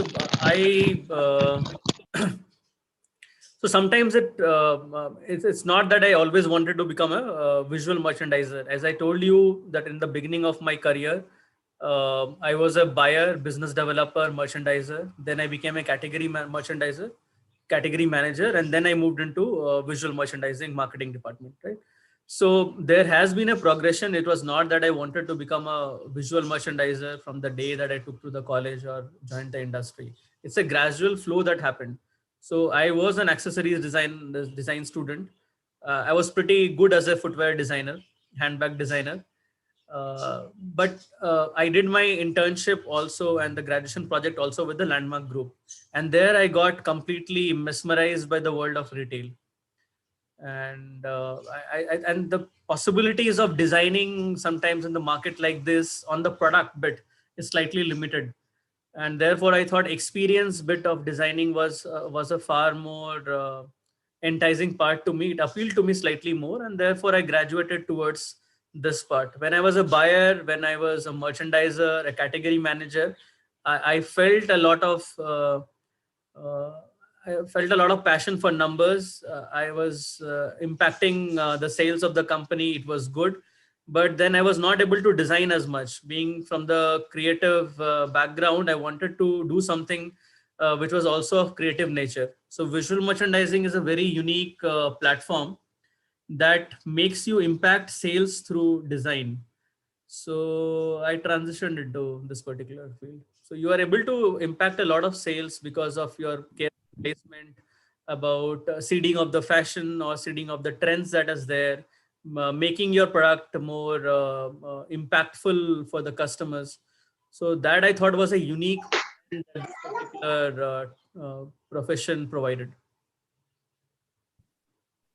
Thank you, sir. I hope she would have got the answer. Next question from Sneha K. Hello, sir. Can I know what kind of mental health will affect when we have a sudden shift in market and how to overcome? Mental health? Will affect when we have a sudden shift in market and how to overcome. If there is a sudden shift in market and there is an effect in our mental health, how can we overcome it? That is a question. I am no expert in psychology. Of what people that I observed around me, I try to myself draw a lot of positivity from any situation. I sense an opportunity in everything that keeps me going. For example, I am currently in my house, right? Bangalore has a bad COVID situation. What do? I have planted a lot of trees in my house. I'm currently researching on hydroponics, trying to see if I can grow more at the house. That keeps me busy. I bought a pair of birds and I have kept them. Not an ideal thing to keep birds inside the cage, but they chirp in the morning. They keep me pleasant. I try to interact with my teammates regularly. I do video calls like this with them. I try to drive positivity with them. Some of them are COVID positive at the moment. So I try to speak with them, try to cheer them up, provide help to them. They provide help to me. That is how we keep going. That will help you boost your mental health also. If you have a big terrace, if you have a garden, walk in that. Be close to nature. Sure. Yes. Sorry. If I can add on. Please. I have been seeing Mr. Akash for the last 20 plus years, from being a student to being a head of a large organization covering lots of countries. Every step has been innovative. Every step he has been very innovative and positive on his mind. When suddenly some shift happens, he tries to keep quiet, but he observes and immediately adapts to the new situation. And he is very focused in trying to understand what is happening around. ஒரு விஷயம் திடீர்னு ஒரு shift ஆகும்போது, being an accessory designer, moving into merchandising, planning, buying, and then now heading visual merchandising, that too being an first Indian to get a global recognition. அப்படிங்கிற அந்த இடத்துக்கு வரும்போது, we are seeing lots of adaptation and understanding of the environment. ஒரு புது விஷயம் ஒரு மார்க்கெட்ல shift ஆகுதுன்னும் போது, it is applicable to every hero. Suddenly you find a new program being very popular, a new hero being popular. That does not mean that other heroes will lose their mind. So that is a time that they have to be continuously prepared and keeping themselves in the right frame of mind. நம்மளை சுத்தி ஒரு situation நம்ம கண்ட்ரோல்ல இருக்க விஷயங்களை இன்னும் பெட்டரா ஆக்கக்கூடியது preparation நம்ம செஞ்சுக்கிட்டே இருந்தா நமக்கு அடுத்த பெரிய ஆப்பர்ச்சுனிட்டி என்ன வருங்கிறதையும் நம்ம கவனிச்சுட்டே இருக்கும்போது we definitely will make the right move and our mental health will be very stable irrespective of difficulties that we are all facing. In fact, இன்னைக்கு நம்மளை சுத்தி எவ்வளவோ நிகழ்வுகள் நம்ம மனசுக்கு வருத்த கொடுக்குற மாதிரியான விஷயங்கள் இருந்தாலும் அதை மீறி இந்த ப்ரோக்ராம்ல ஒரு 200+ பீப்புள் கண்டினியூஸா அட்டெண்ட் பண்றோம் அப்படிங்கிறதே ஒரு மகிழ்ச்சியான விஷயம். So definitely there is a lots of opportunity in keeping and training our mind and being more prepared. And our hobbies, music, relax entertainment, and time with friends and close people, that is definitely will help us in keeping ourselves more stable and more prepared for the new opportunities. Yeah, use this time to acquire new skills, something that you already know, maybe go deeper into it. There's a lot of things happening in the market. There is so much of content that you can't consume. So don't try and consume more and more content. Figure out your passion, your area of interest, and then work towards it. Socialize. There are people who are alone currently inside their houses. Speak to them. They will feel better. So knowledge, passion, and connection. try to keep these things going. Great. I thanks Neha for that question actually, which has given a lot of inputs on positivity, which is the need of the hour. For probably the 200 would have had the question in their mind, but Ms. Neha has pointed out, and thank you so much Akash sir and Bala sir for such a wonderful answer. I mean, like students needs to develop a positivity towards everything.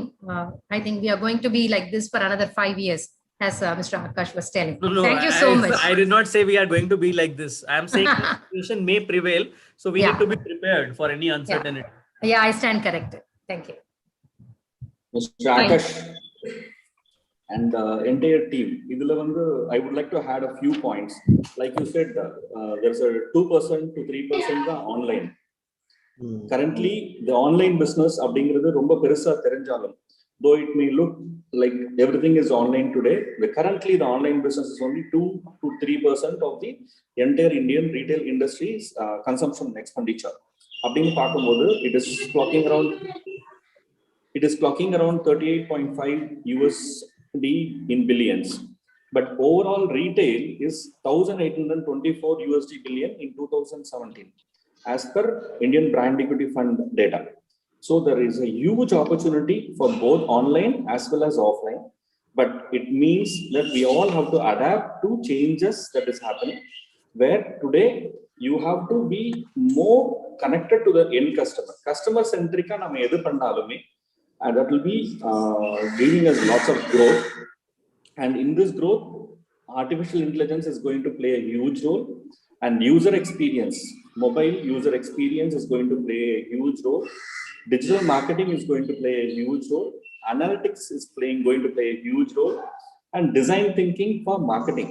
Or innovative, எப்படி நம்ம வந்து ஒரு விஷயத்தை மக்களுக்கு கொண்டு போறது, எப்படி நம்ம தெரிவிக்கிறது அப்படிங்கிற ஒரு டிசைன் திங்கிங், அந்த ஏரியாவும் ஒரு ஹியூஜ் ஸ்கோப் இருக்க போகுது.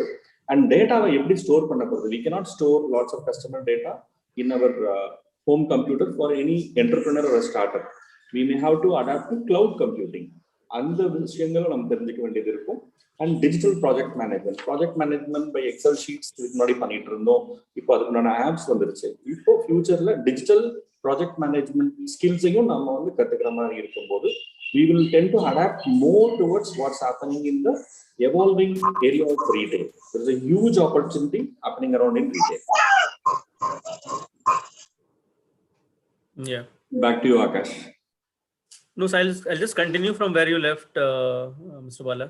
So in our own company, for example, I'm not sure as to what the scale of retailers here are, but in our own company, we have softwares right from PLM, product lifecycle management, to project management softwares, to even for planograms, we have specific softwares.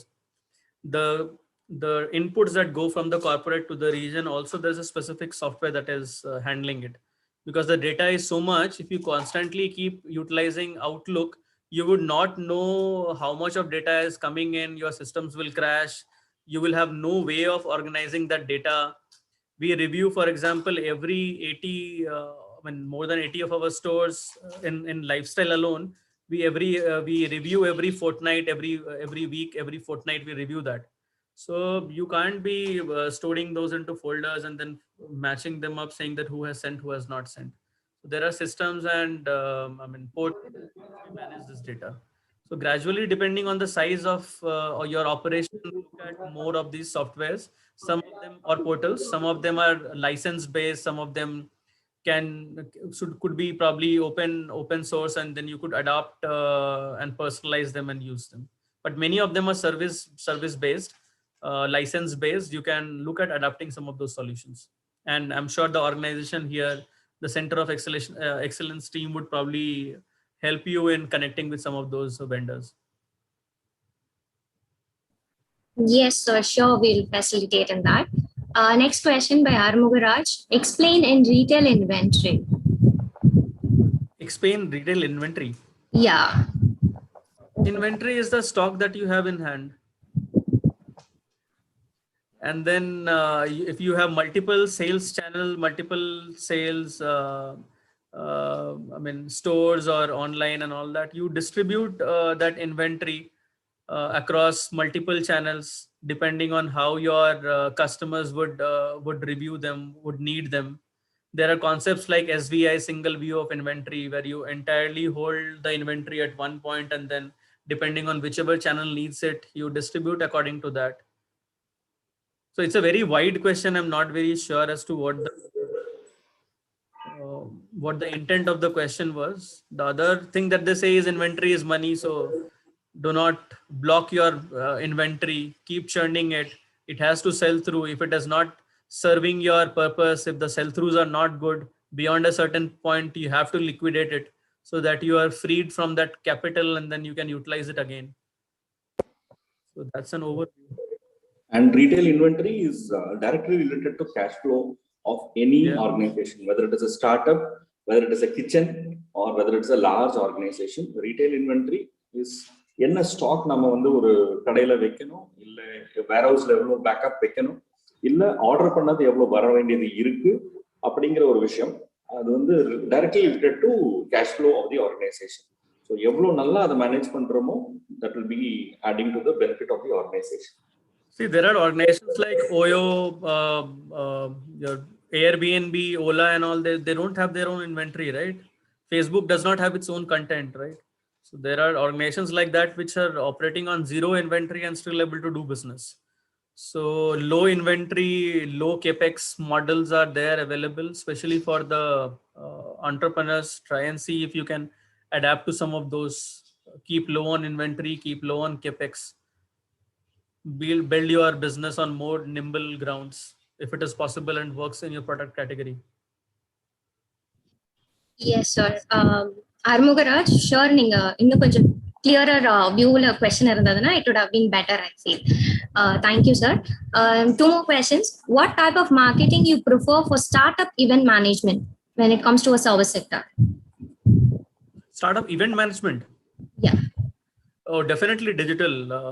I mean, I have attended forums where there are presenters, attracted people who are drawing 90% of their businesses just by their Instagram handle. So they post amazing videos of the events that they would have handled, or probably creatives that they have done for, say, 1 or 2 brands. And just by 1 or 2 viral videos, their entire capacity for their teams are booked for a year or maybe in advance. So I mean, for anybody who is in the creative segment, make videos. I told that earlier in my trends also. A video is far more attractive than an image. It conveys a mood, it conveys some music, so it's able to appeal to your multiple senses. So definitely digital. Instagram is big. Utilize Instagram for the creative work and inspiration. Pinterest also is something that you could utilize, but businesses come from Instagram, and of course LinkedIn is also there. So definitely online, digital. Yeah. Yes, sir. Prabhu Swaminathan. Yes, Bala sir, would you like to add some points? Yeah, recently there are lots of pop-up events happening, especially for event management organizations. Startup, the best idea would be Instagram if you want to attract the 2K kids, or if it is going to be the 80s, 90s kids, then accordingly you need to aim your target audience. One, digital marketing is an important area. That apart, you need to network, liaise, and contact people, speak to them, and also make them aware of this peer group. Purely word of mouth plays a huge role in events being marketed well. So you need somebody, an influencer, who can communicate on your behalf about these events. So in digital marketing, the main ingredient, apart from creating awareness, and is an influencer who will play a key role to ensure that and the correct audience unga event ku vara vekkradhukku influencers will play an important role. So you will have to understand எந்த மாதிரி audience நமக்கு வரணுங்கிறது ஏத்த மாதிரி நம்ம influencers use பண்றது நமக்கு ரொம்ப ஹெல்ப்ஃபுல்லா இருக்கும். இன்னைய தேதியில நிறைய retailers are using influencers to increase the store walk-ins also. Yeah. Especially in this events bit, Mr. Bala, I also feel that more than influencers, you need advocacy. advocacy and testimonials from your previous customers where you already have that body of good work with them. If they are able to, if you are able to generate some interesting testimonials with them, and I'm sure a happy customer will advocate about you to 10 more customers. Large amount of businesses come from there. Purely agree with you.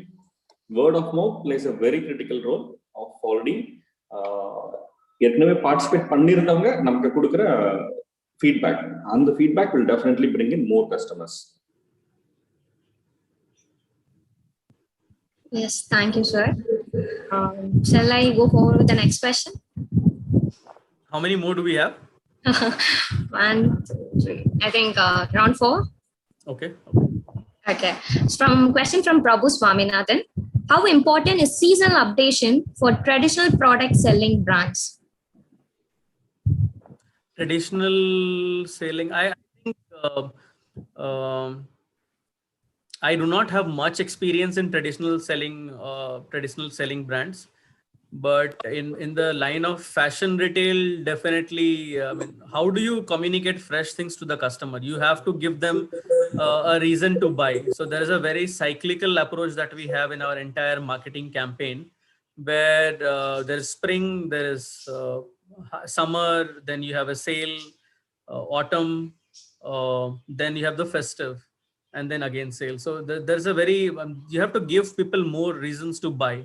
So in traditional, maybe if you're talking about sarees, I'm not very well connected with that category, but my understanding would be that probably you do different festive. So there could be a festive range, there could be a wedding range, and those things in your campaign, one by one, you keep highlighting so that you give your customers a new reason to buy everything.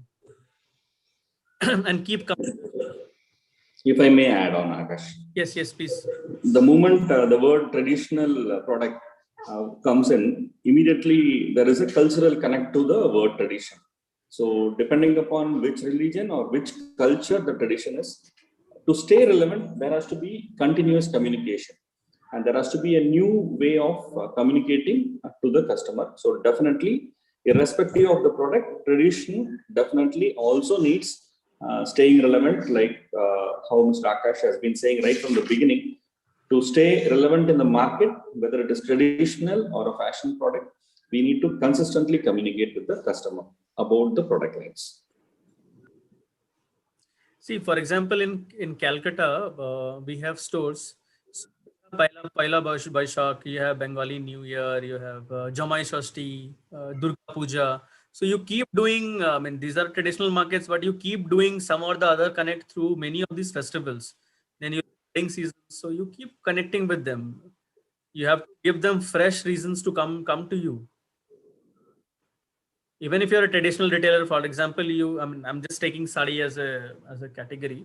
So even if you have sarees, probably you would have some basic ranges, which probably you could do a range saying that summer sari, I do not know, sounds all right to you, but you give them a fresh reason to come to you. Summer brights or something like that, and then you publish a range of, or a small catalog or a digital catalog of, say, maybe the 30 most the 30 of your fresh colors in sarees, and then send it to your customers. Maybe that will work. Even if you're in a traditional category, the products can be recreated, the mood of the shoot can be recreated and then repurposed. That's my subject. I don't know whether it works for you. I'm just sharing my Just to add on to the saree part, being a traditional product line, if people would like to understand how the traditional product of a saree is being marketed, Suta, an Instagram page, would be giving you more insights as to how they are doing. 2 young women entrepreneurs doing an amazing job online. Suta, SUTA. You can check them out. Yes, sir. Thank you, sir. Next question from Ram. Which one is better to follow, LIFO or FIFO for textile industry?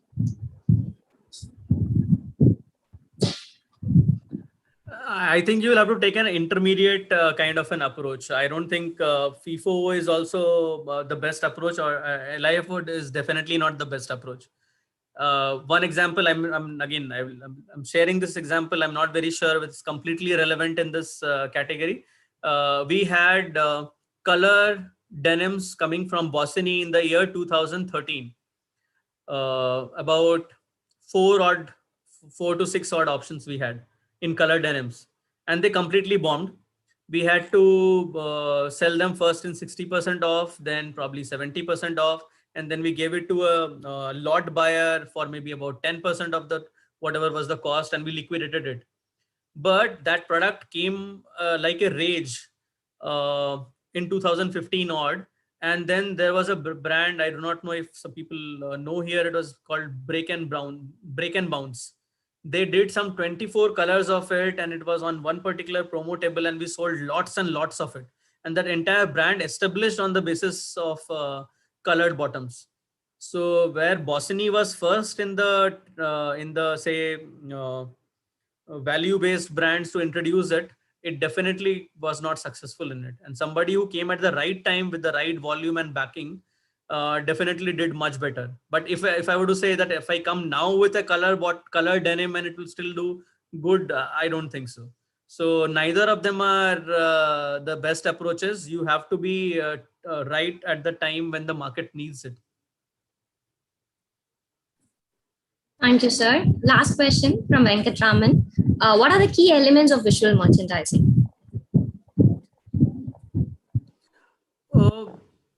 This again is a very broad question.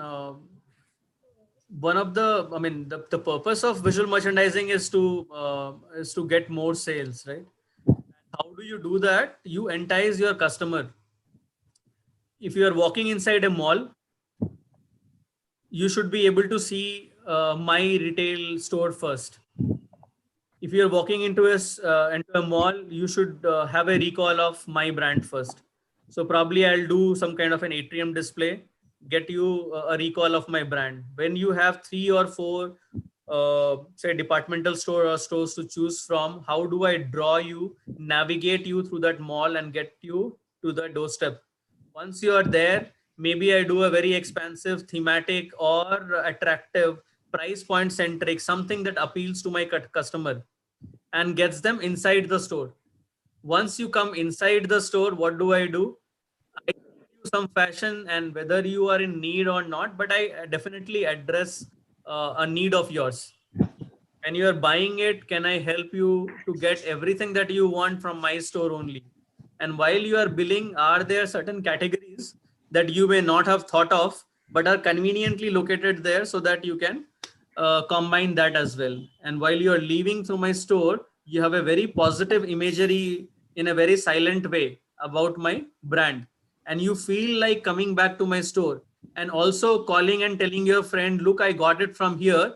I think they have good range. Let's come back next Sunday and buy more. So this is possible through visual merchandising. Now, there are various elements to be introduced in this, and this is probably a topic for a whole session or more. So that's the broad purview that I can give you, from enticing a customer to increasing the walk-ins, to increasing the basket size, to increasing the bill value. All of it can be done through visual merchandising. Thank you so much, sir. Sure. If any more questions, you can mail us, and this question will be forwarded to Akash Kumar sir so that we can revert back to you as soon as possible. Yes, Bala sir. Just to add on to the LIFO or the FIFO question, last in, first out, or first in, first out.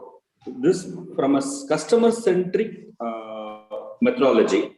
When we are approaching it purely from a customer-centric manner, அந்த பொருள் கஸ்டமருக்கு தேவையா இருந்தா அது கடைசியா வந்திருந்தாலும் சரி, ஃபர்ஸ்டா இருந்தாலும் சரி, அதுதான் வந்து கஸ்டமருக்கு ஃபர்ஸ்ட் ஆப்பர்ச்சுனிட்டி கிடைக்கணும். But when you are stuck with a huge inventory, from a customer perspective, from a management perspective, you want to increase the cash flow. In the reasons தான் வந்து அந்த decision எடுக்கிறதுல helpful இருக்கும். But being customer centric will always help, whether it is last in, first out, or first in, first out. But predominant of the retail managements prefer லாஸ்டா வந்த பொருள் சீக்கிரம், அதாவது ரொம்ப ரொம்ப ஃபார் எக்ஸாம்பிள் ஒரு 30 நாளைக்கு வாங்கின பொருள் முன்னாடி வந்த பொருளை சீக்கிரமா காலி பண்ணணுங்கிறத ட்ரை பண்ணுவாங்க. பட் கஸ்டமருக்கு இப்போ லேட்டஸ்ட் ட்ரெண்ட் இது இருக்கு அப்படின்னா, customer centric organisations, retailers would prefer latest current trends to be with the customer. what would be worth adding here is it depends on which adoption. I mean, there's an adoption cycle for any new product in the market. It depends on where is your customer sitting in the adoption cycle. Is your customer an early adopter of fashion? Is he a fashion driver? I mean, in terms of trend, is he a trend driver? Is he a trend adopter, or is he a laggard in terms of adaptation of this particular trend? You will identify where your customer sits and accordingly introduce that product. So this is again a slightly more detailed topic. So I did not introduce this, but it purely depends on what kind of customers do you have.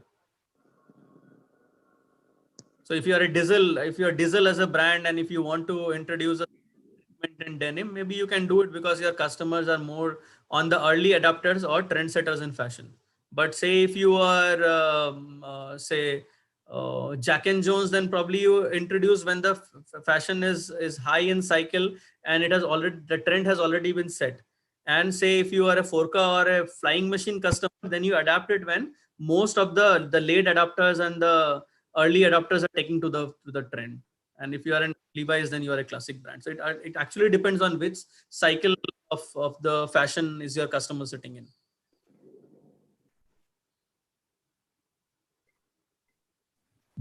Thank you, sir. I hope you have fulfilled everyone's question and everyone would have got their inputs. Thank you so much. So moving to the end of the session. Okay. The best and beautiful thing in the world cannot be seen or even touched. They must be only felt by heart. Thank you is one such prayer among them. It is considered a great privilege to propose the vote of thanks on this occasion. On behalf of the management, principal, staff, and students of Sri Shankarlal Sundarbai Shashun Jain College for Women, I express my deep sense of gratitude to our speaker of the day, Mr. Akash Kumar, Head Vishmal Merchandising, Lifestyle International Private Limited, for your valuable inputs. It must have answered many minds and would have opened many hearts to grab the opportunities available in the retail world. My thanks and gratitude to our ever encouraging secretary, Sri Abhay Sri Srimal Jain, for his motivation and support and trust he has vested with us always. My deep sense of gratitude to our beloved principal, Dr. S. Padmavati. Thank you, ma'am, for your enormous encouragement and guidance at every point of need. A special thanks to Mr. Balakrishnan, our executive director, who is the backbone for all the center activities and the special event that we have started now. And a special thanks to Mr. Ram, who is the event head, who has organized this beautiful workshop with a special speaker of the day too. So thank you, sir. I extend my sincere thanks to all the teaching and non-teaching staffs for their entire support and cooperation. A special thanks to the technical team, who has always been a great pillar of support, as the world is completely digitalized and the technical staffs play a major role in facilitating the workshop conducted by us at every point. We thank the spectators of the day's session for creating a positive response to the workshop. Last but not the least, I thank the Almighty who have blessed us abundantly and made this workshop a great success. Thank you all. Please do fill the feedback link which we have posted in the chat box. Thank you, Akash sir. Thank you very much. This is Padmavati. Thank you, Bala sir. Thank you, Ram sir. And all the participants, thank you very much. Without you, I think we wouldn't have had the successful session. Thank you very much. Thank you, everybody. Thank you, Akash. Thank you so much, and wishing you lots and lots of growth. And to all the participants, wishing you all a world-class life ahead. Let's celebrate life. Let's all be thankful to the Almighty and be safe, stay healthy, and spread the message of being safe and breaking the chain. Thank you so much. Thank you. Take care. Thank you, everybody. Thank you, Akash sir, and thank you, Bala sir, for your support, and hoping to hear more sessions from you, Akash sir, in future. I would love it. Thank you. Thank you for the opportunity. Thank you, sir.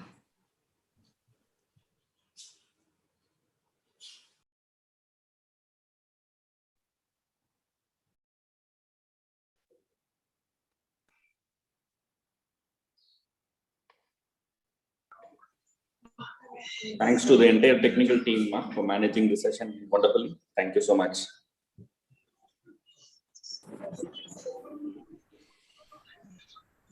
Thank you, sir.